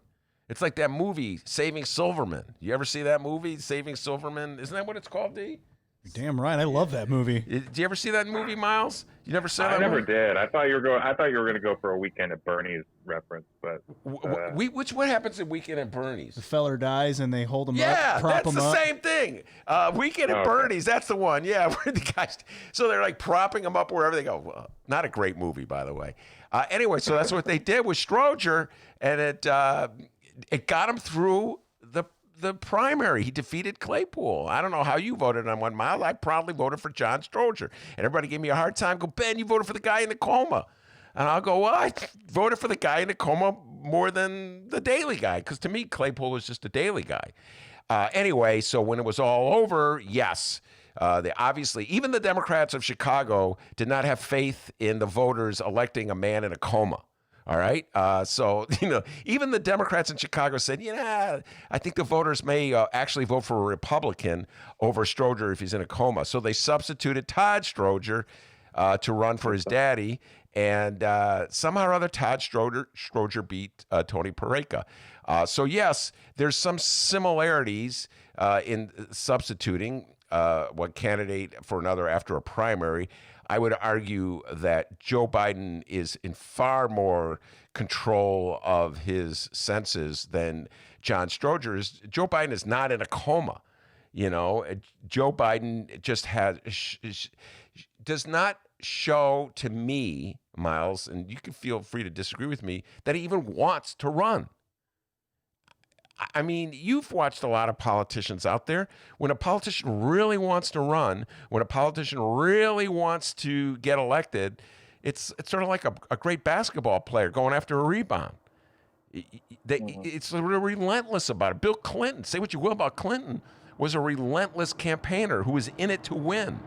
And Barack Obama was in it to win. And Donald John Trump, I mean, he was relentless about it. I don't know if he wanted to win or promote his business, but he was relentless about it. Joe Biden, you just don't disappear.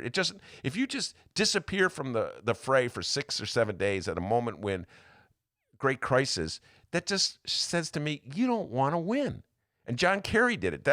Kid did it in 2004. He went on a vacation in the middle of, right after the primary. He was, what was it, like, he went surfing.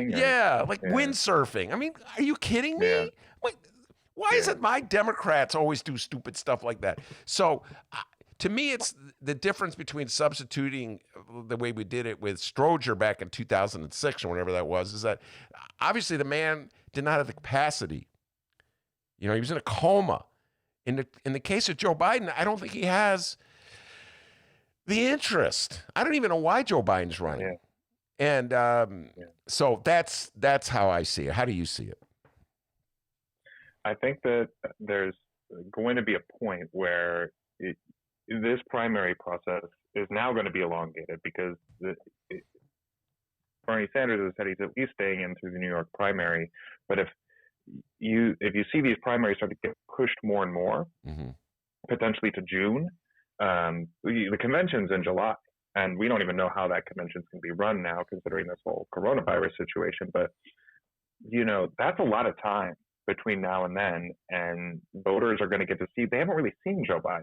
That's the thing. Obviously, he was vice president for 8 years, but during all these debates, he was one of 10 people on stage. He talked for a few minutes. He has never done big rallies. He's done a few of them, but not to the level of, say, Bernie Sanders or either some of these other people running. So voters are going to get another chance, the Democratic voters, to see how people are responding. And I think that this is the real test. When you see Donald Trump's numbers rebounding in the face of a crisis, and you see, meanwhile, him and his Republican allies push this, monstrous idea of just reopening the economy in a couple of weeks and sending people back to work in the midst of a global pandemic. That's just, that to me, that's not just lethal. That just shows you care more about the stock market than you do about human life. And to me, that's a test that you have to pass if you want to be seen as a viable presidential candidate. But that means you have to call people out like that, and Joe Biden hasn't been doing that. He says he doesn't want to get into the politics of it, but Trump is trying to send people to their death. And so we need to have, a strong opposition to that. I think the Democrats, after Trump does these, press conferences, every one, they should be doing a counter, press conference laying out what's wrong with it and, all of Trump's lies and what, we should be doing. And I don't know if it's going to be Schumer, Pelosi. I mean, Bernie's doing it every night on his live streams, but they're not, putting him in in front of like the actual cameras. He's getting millions of viewers, but I think that that's the type of leadership, or at least opposition, that needs to be on display right now. And ideally, that would be, the person who is most likely going to be the nominee for the party. But as we've seen, it's very difficult for Joe Biden to be taking on that role. I did want to say one other thing really quick on the, not to bring us too far back, but on the Claypool question, when we talk about free market fundamentalists, which I was, bringing up earlier, talking about these Republicans. I wrote a whole article for Jacobin magazine called Chicago's Fountainhead that I encourage people to read, all about the life and career of Forrest Claypool. And he is a devotee, much like Paul Ryan, the former Republican Speaker of the House. He's a devotee of Ayn Rand, the person who wrote Fountainhead and Atlas Shrugged, who is just a true free market believer in the face. She would be right now telling people to go back to work to get the economy running as well. So that just sums up some of what Forrest Claypool is all about. All right, Miles, we got to take a break and move on to our next interview. Thanks so much for talking to us, and we'll see you next Thursday, all right? Thank you, Ben. All right, very good. Miles Kampf-Lassin, we'll be right back after this. Get up to speed. Read the Chicago Reader to get up to speed on what's what in Chicago. Culture, food, arts and entertainment, weekly concert listings, weekly event listings, the environment, travel. I can continue, but you get the point. And for all of you Chicago political junkies, raw weekly columns on real city politics from Maya Dukmasova and our very own Ben Joravsky. The Chicago Reader, free to the public in newsstands throughout the city and online at chicagoreader.com. Read it now and be a more informed Chicagoan.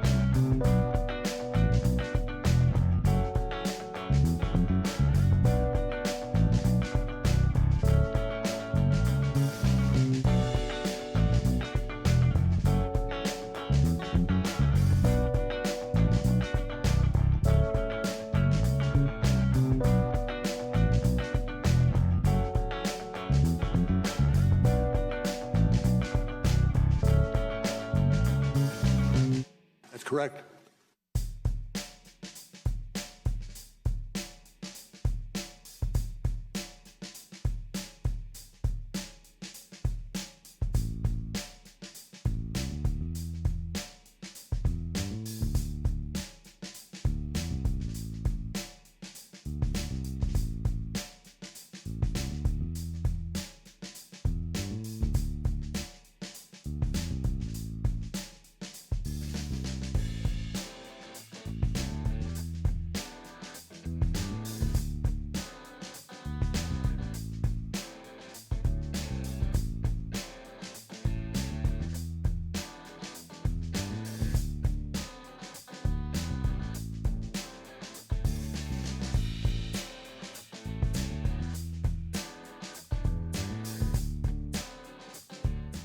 Hey, everybody, we're back. We're going to try and reach out to Lisa Salomon right now.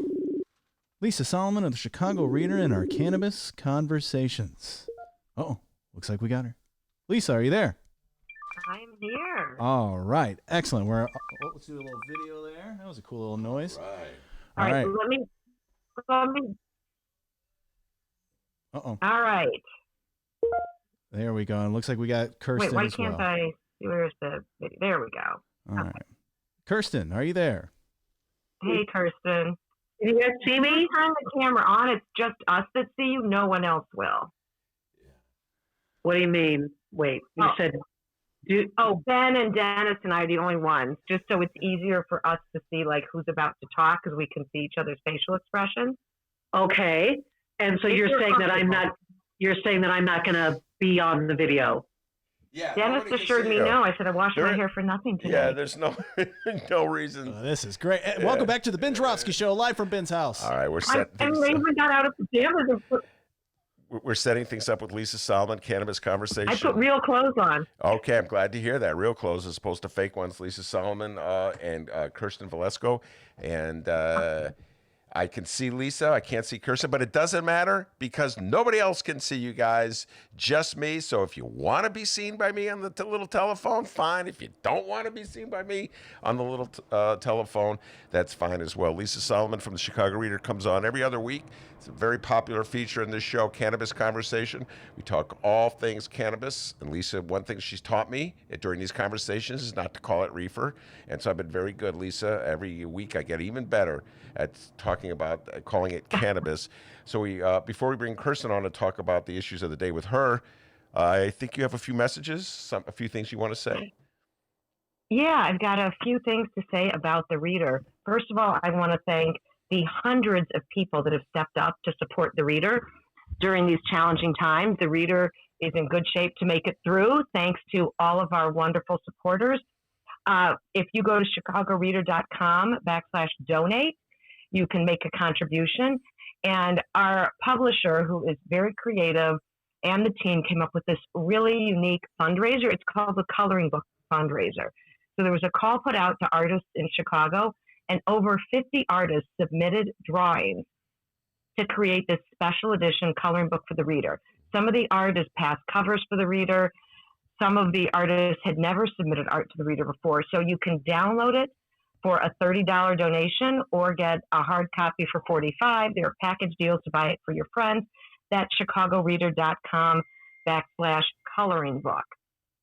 So check those out. Again, thanks to everyone who's already supported us. And we're looking forward to the day when all the theaters and concert venues and restaurants can put their ads back in the paper. We're hoping that's sooner rather than later.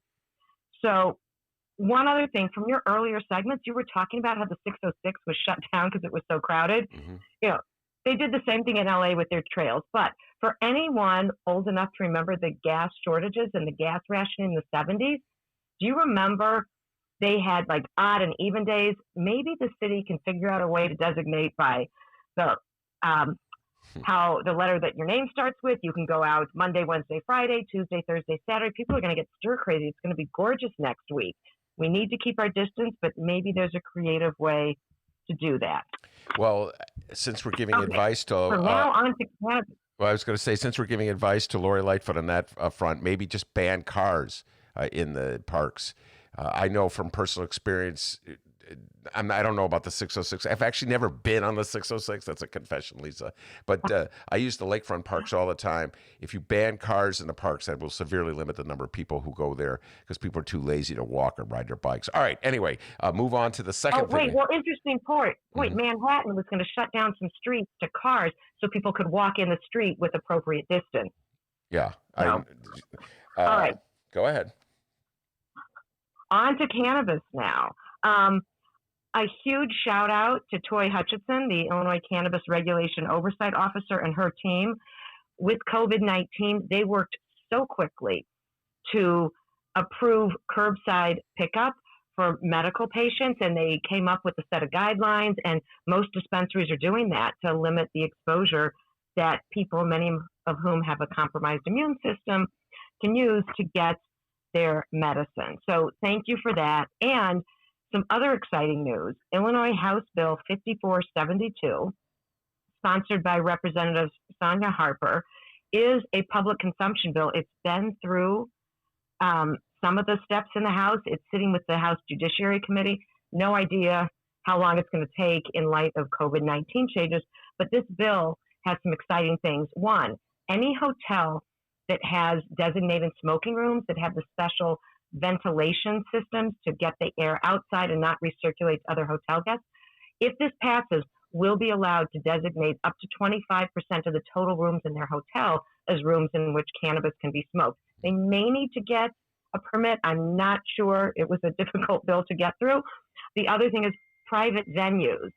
Private venues that have a properly ventilated space, whether that be a rooftop or an outdoor patio blocked from public view, or an inside room with ventilation like cigar lounges and some smoke shops have, they will be able to apply for some special event permits to have events there where people are allowed to smoke cannabis. So that, can really change things. And all right, now I will introduce our guest after one last thing. In light of COVID-19, it attacks the lungs. They say if you're a smoker, you are in more danger. You're at higher risk.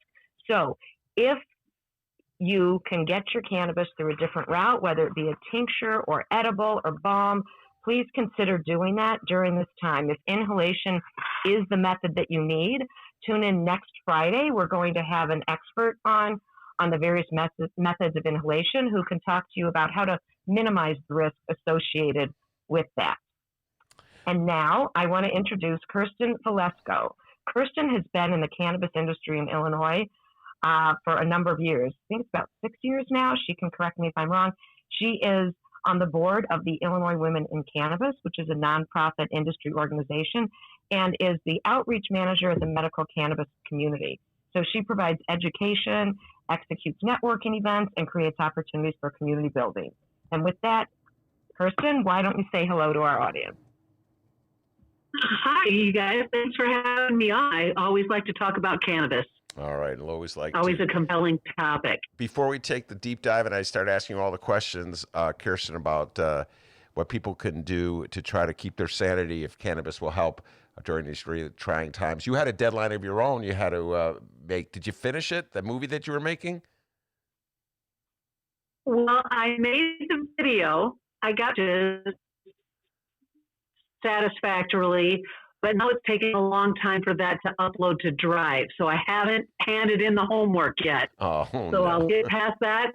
And thanks for asking. All right. Well, I made this video for DePaul University because I think they're trying to put together as quickly as possible a lot of online learning curriculum. So I was really happy to be invited to offer a little bit of cannabis marketing expertise in a TED Talk type video. All right. Well, you're ahead of me. I have to do mine tonight and get it loaded tomorrow.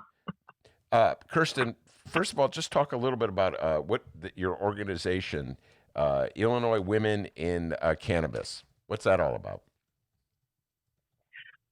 Okay, Illinois Women in Cannabis has primarily provided networking events in the Chicagoland area mostly, and a little bit of networking events in the outerlying Illinois area. And this is an opportunity for people to come to these events, find out how they can sharpen their expertise and their skills to fit into joining the cannabis industry professionally, and are focusing on giving women those opportunities because they do make most of the healthcare decisions in the home, and we don't want to have less than 50% representation of women in the industry. So Illinois Women in Cannabis has been really successful. It's definitely the most well-known cannabis not-for-profit in Illinois. Then the other organization that I do collaborate with is the Medical Cannabis Community. And it started off as a Facebook group, and it has expanded to several states. In Illinois, we have over 18,000 monthly active members. It's just a phenomenal way to, from the privacy of your own home, get your questions answered about how you can access cannabis and utilize it. And now we have a dedicated website that's the same thing, and it helps people access a list of doctors on a directory.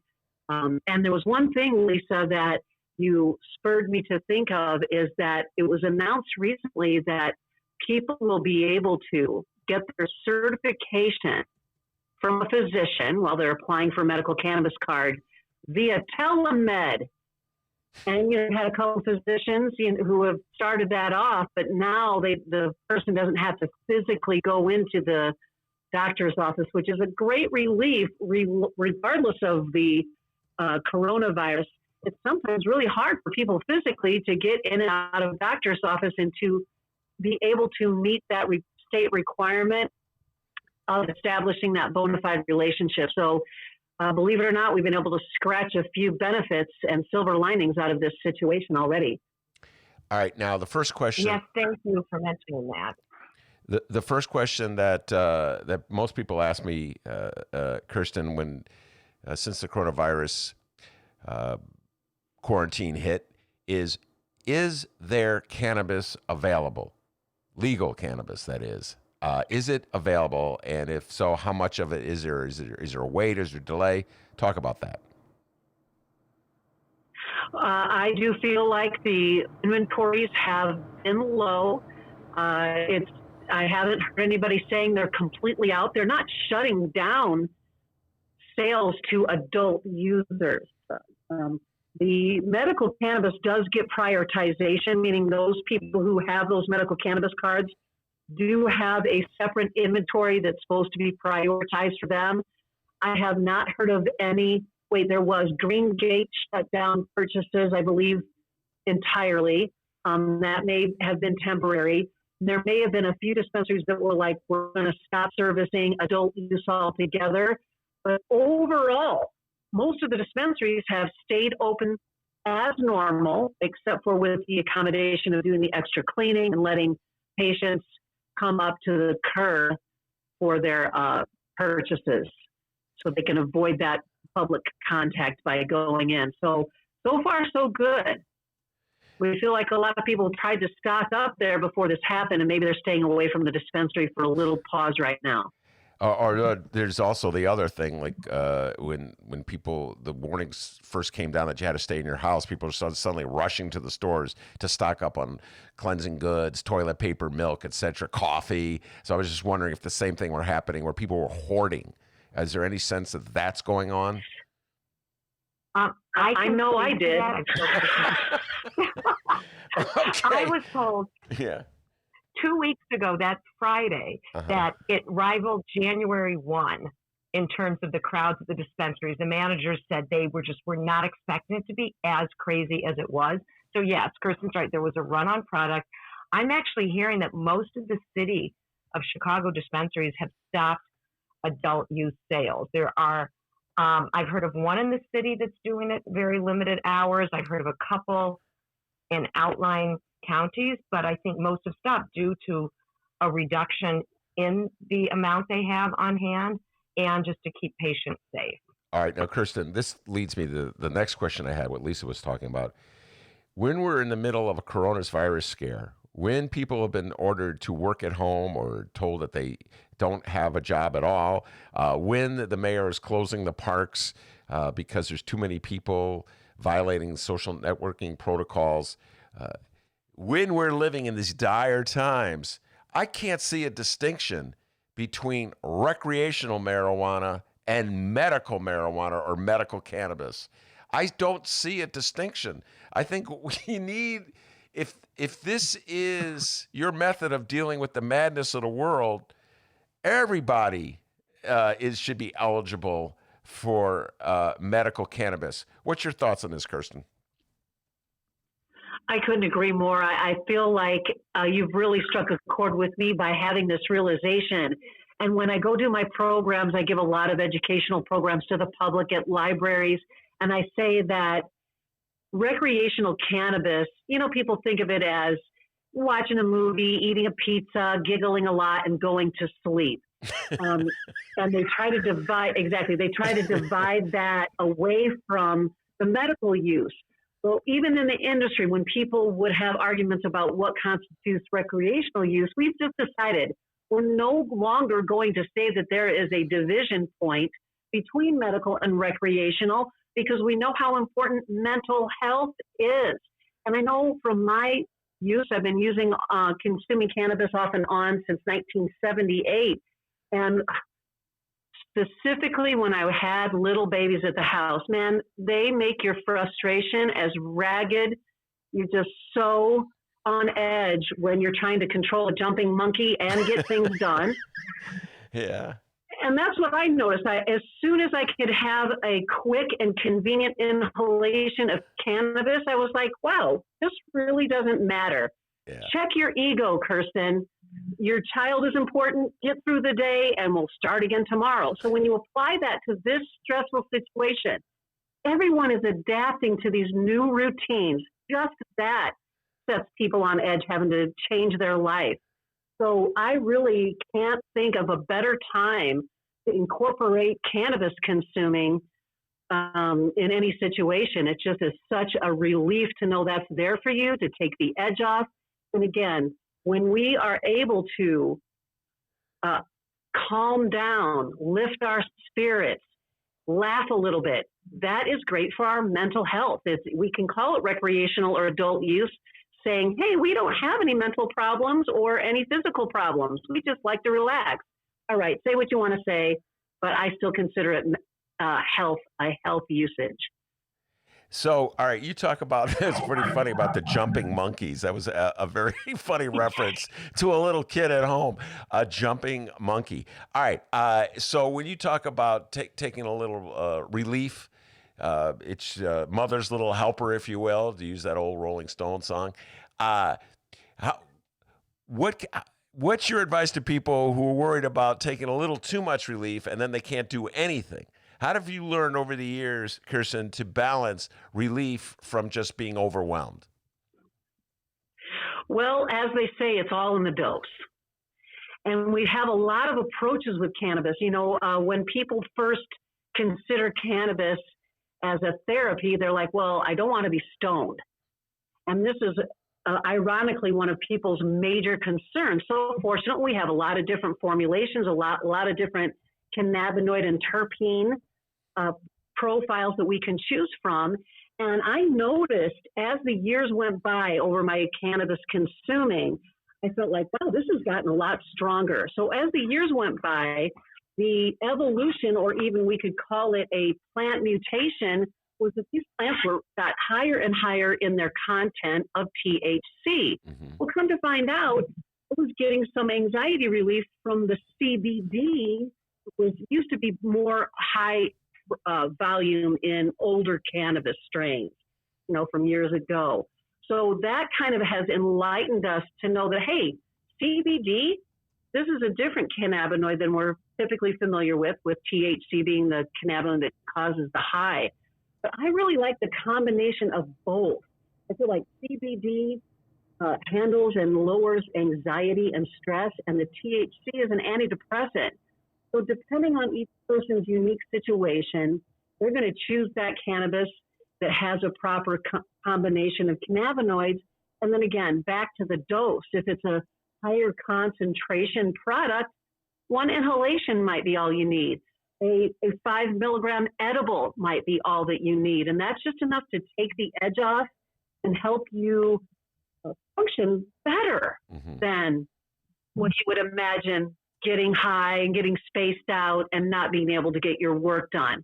So it really is a great opportunity that you're giving people listening, is to say, wow, we can actually really make adjustments and customizations that'll help you get what you're looking for out of that cannabis dose.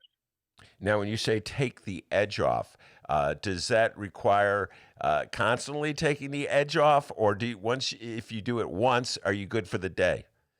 Do you understand the question I'm asking? It's this great question, because it really depends on your method of consumption. I really do like inhalation. You get a quick response. You're able to tell after about 90 seconds or to about 3 minutes what your effects are, because it affects right away. But the effects typically with an inhalation will only last maybe 2 to 3 hours. So you might have to go back regularly across the time of the day. There are people who really do enjoy edibles. Now, it might take a little bit longer, 1.5 to 2 hours, to feel the effects of the edible, but they have a softer onset and more sustained effect. So I like to show this hypothetical customization of, hey, if I really am having trouble sleeping, before I go to bed, I'm going to take an edible and do an inhalation at the same time. So the inhalation gives me immediate relief. I get off to sleep. And then after about 1.5 hours, then that edible kicks in and might give me 4 to 6 more hours of sleep. So see how you can, as a person, assess your situation, decide, do you want quick, immediate relief? Or you're like, nope, I need something that's going to last me 4 to 6 hours so I don't have to come back here and medicate again right away. All right, now let's talk about inhalation. Right, and what Kristen just talked. Go ahead. Okay, what Kristen just talked about in terms of the mix of inhalation and edibles, there are people who the edibles don't hit them for 2 to 3 hours. So like she's saying, they will use the inhalation method to get that effect they need. And at bedtime, they might also have an edible, which they know will kick in once they are asleep and help them sleep through the night. Yeah, that's combining both methods for the best advantage. Kirsten, talk about inhalation in the age of the coronavirus. Lisa alluded to the fact we're going to have a guest on doing a deeper dive into this next week, but let's talk about it right now. Do you have concerns about inhaling at this very moment when we have a disease that attacks the respiratory system? Absolutely. If people want to err on the side of caution, I am all about that. I'm all about supporting that more conservative approach. We do have ways to inhale. When we inhale a product that is an oil that's been extracted from the plant, so the plant material has been removed, and then we consume it in a method called vaporization or vaping. You may have heard of it. That makes the temperature so much lower that it can be a lot less irritating to the lungs. So even though we have that alternate option, there are some people who are like, my parents taught me not to smoke. There's just no way I'm going to use that method of inhalation. That is perfectly fine. There are a lot of other options, and you can, of course, instead of relying solely on cannabis, you can incorporate other methods of reducing stress. And even the ritual of consuming cannabis, of going through your routine, actually can trigger the lowering of stress, deep inhalations, relaxation, a bath, make it a big complement to the other strategies that you would use to manage your stress. Does that answer the question? Yes, it does answer. I'm one of those people that just cannot inhale anything. I'm like Bill Clinton. I did not inhale, and I just smoke itself is such a turnoff to me. I just can't imagine, and particularly now because I got these paranoias about being infected all the time. I don't know if you have those, Kirsten. I don't know if cannabis can help with this one. Have you ever had that moment, particularly since this virus panic has kicked in, Kirsten, where all of a sudden you're like, is that a sore throat? Do I have a sore throat? Oh my God, I have a sore throat. And you're like imagining that you have a sore throat, and I keep swallowing water and gargling and testing to see if I have a sore throat. Am I just hot because I'm wearing a sweatshirt when I shouldn't be wearing a sweatshirt? Or is this the start of a fever? Are you dealing with that, or am I just the only one out there with those kind of that version of hypochondria? Yeah, every time I sneeze, every time anybody in the house sneezes, then I pause and I'm like, wait, what's happening? Could this be it? Well, I've been holed up in my house since about March 13th. So I have been isolated enough that I think that if I was infected, I would have manifested those symptoms by now. So I have been able to coax myself down a little bit. But yeah, it can, again, in the right dosage, help to divert your mind, help you to focus on something else, watch a good movie, read a good book. There's so many things that people are now letting themselves indulge in, crafting and reading books, all these little cleaning projects that they would really like to do. So yeah, I got to be honest with you, even though I consider myself an aficionado and a great fan of cannabis consumption, I'm still having those moments of being a little bit paranoid about whether we're going to get hit with that coronavirus. Well, I got to so don't worry. And if your cannabis helps you not to worry, then God bless it. Jump on it. Well, let's talk about that. We've had this conversation. Lisa knows where I'm going with this because I've had this conversation many times. For many people, cannabis inflames their paranoia. For some people, it inflames their paranoia. So if you're at a moment where you're really worried that every little cough is an indication that you're succumbing to the virus, if every time you're worried that that little scratchiness in your throat means it's the first stage toward a full-blown sore throat, what can you do with your cannabis intake to minimize exacerbating the paranoia? Well, I'm not going to give anybody any specific dosing advice, but I got to be honest with you. Leaning on CBD-based products, sometimes called hemp oil, those CBD-based products are pretty well known for reducing anxiety, and they're readily available. You don't even have to leave the house. You can actually order them online because those CBD-based products meet this weird prohibition standard of being less than 0.3% THC. They're available at health food stores and CVS and Walgreens. So I really like that option of being able to introduce yourself to cannabis as medicine while leaning on these CBD-only products and seeing how well over a long term, sometimes most people say that they need to take CBD like a vitamin so it builds up in the system, and then they see that effect of just really good anxiety management, maybe a little bit of improvement in sleep, less pain in arthritic knuckles or old injuries. So it's really nice that we do have those CBD products only available without having to go through that bureaucratic process of getting a medical cannabis card and immediately going out and accessing a dispensary in person. So there's a lot of wonderful strategies out there. Kirsten, you mentioned that you have... Wait, can I... Yeah, go ahead. I just have a couple things to say about that. Yes, CBD works well for a lot of people. And as Kirsten said, it is available for sale at a lot of different places. When you buy it, make sure it's a company that has something called a COA, Certificate of... Kirsten, what's the A for? I think authenticity, but you want to look for independent lab testing by third-party companies. You want to make sure it's clean from pesticides and heavy metals. So most health food stores and pharmacies, I would assume they've checked that, but do your due diligence, go on and check it.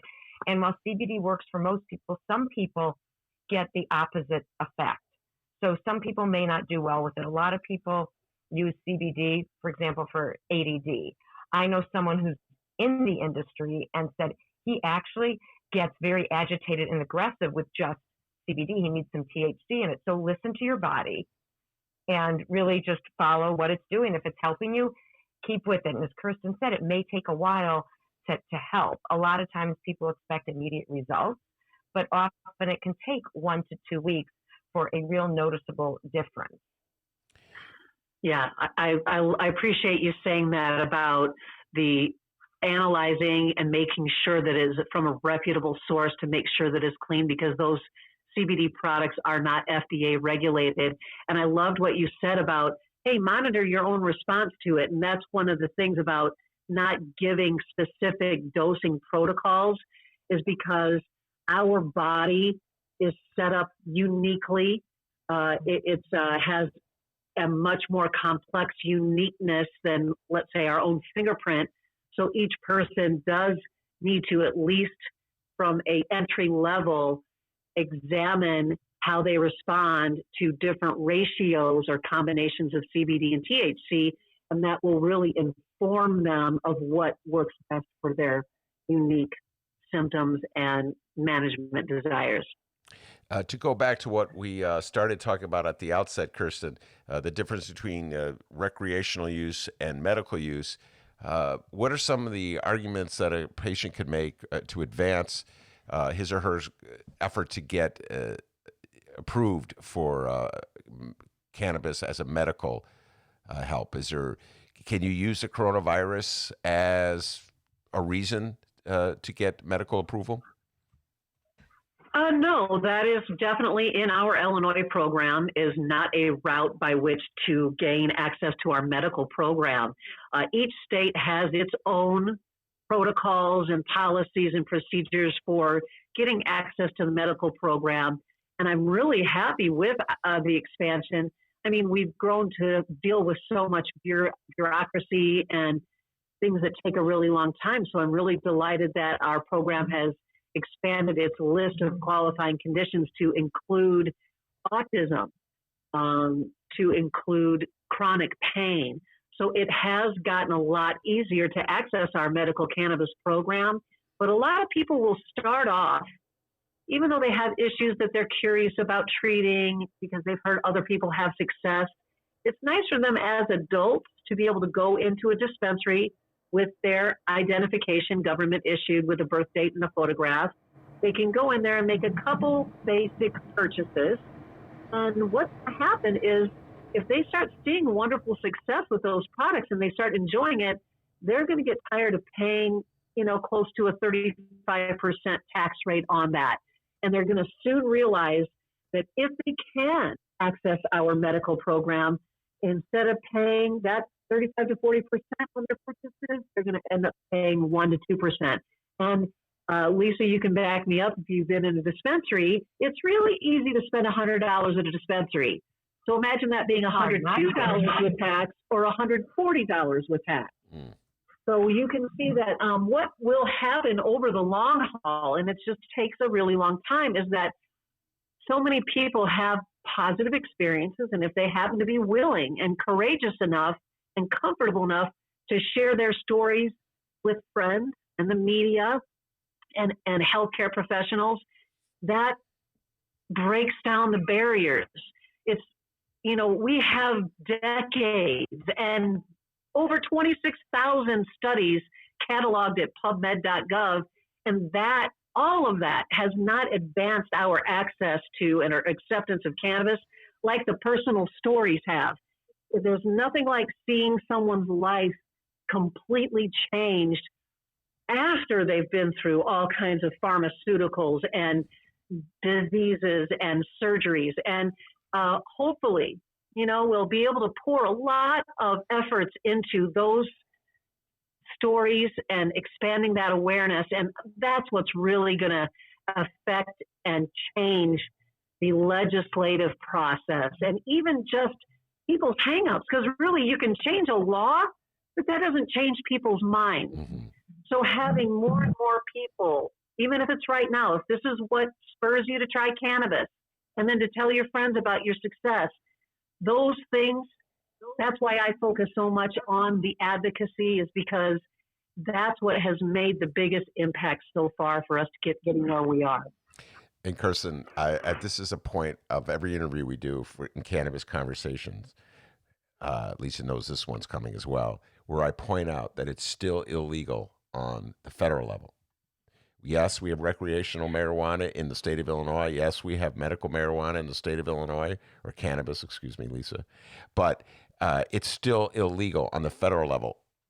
And sometimes, Kirsten, it's really hard for me to deal with the contradictory ways that our federal officials discuss depression and the mental well-being. Follow me on this.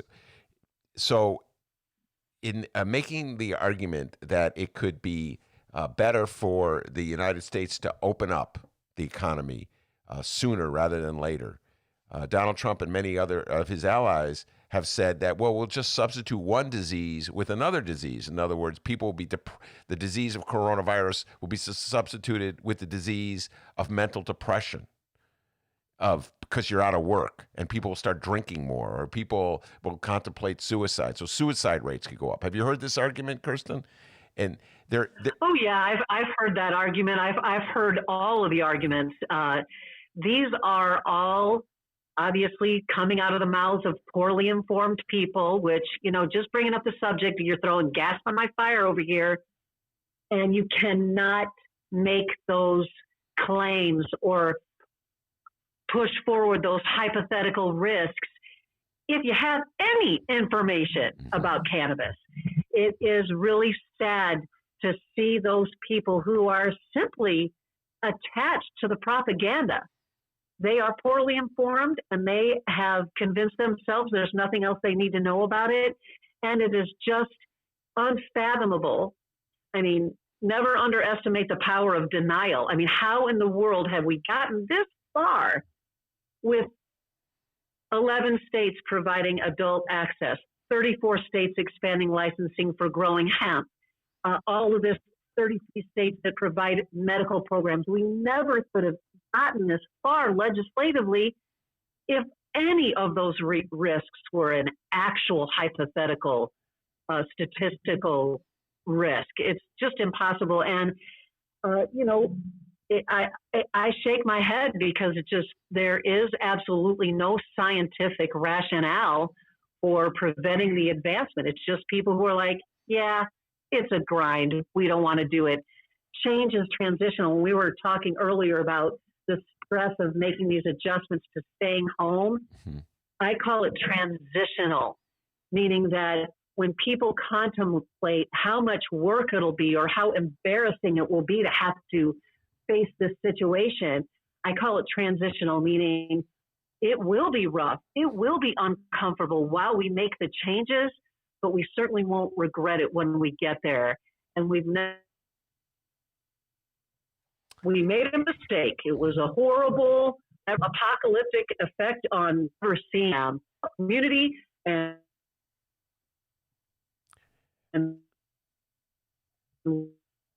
we're banning implemented. So the federal government is willfully denying access to cannabis, banking services, interstate commerce.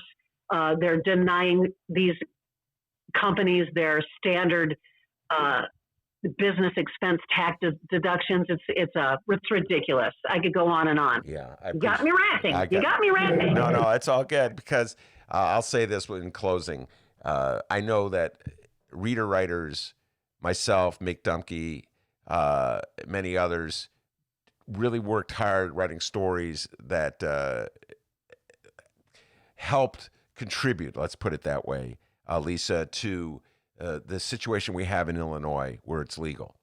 And I just think that we have to continue that effort to make it legal at a federal level for many different reasons, not the least of which is that people are still being unfairly punished because it's illegal on the federal level, and it just impedes the ability of the states to have an industry where you can't get the banking that you need, et cetera, and so forth. So this is very much a struggle I believe in, and we will continue, at least on this show, to every interview we do, Lisa Salomon, I'm going to come back to the fact, by the way, yeah, it's legal in Illinois, but did you know it's illegal on the federal level as well? And we can't truly enjoy the freedom we have to smoke or have an edible while it's illegal on the federal level. Yes, thank you for reiterating that, Ben.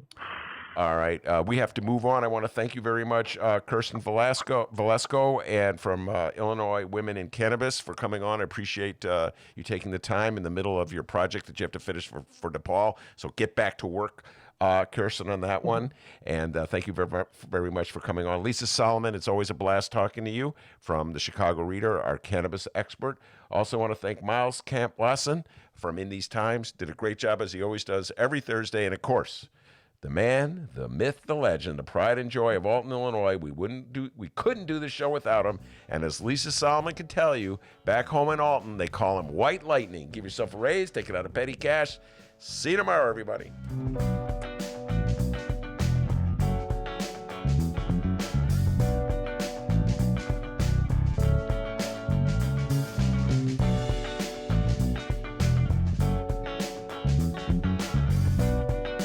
Hey, and remember, you can download previous Ben Joravsky shows. What's so funny? I was waiting for the... And Benny J bonus interviews at both Chicago Sun-Times and Chicago Reader websites and wherever else you download your favorite podcast. Downloaders, we live stream this program. It's pretty awesome. Check it out sometime. Tuesdays through Fridays, 1 until 3 p.m. Central Time. Here are some awkward moments that I edit out of the download. It's like our bonus features, huh? It's pretty cool. Oh my God. It's crazy. This is awkward. Maybe I'll keep this on there. Who knows? We'll see you tomorrow.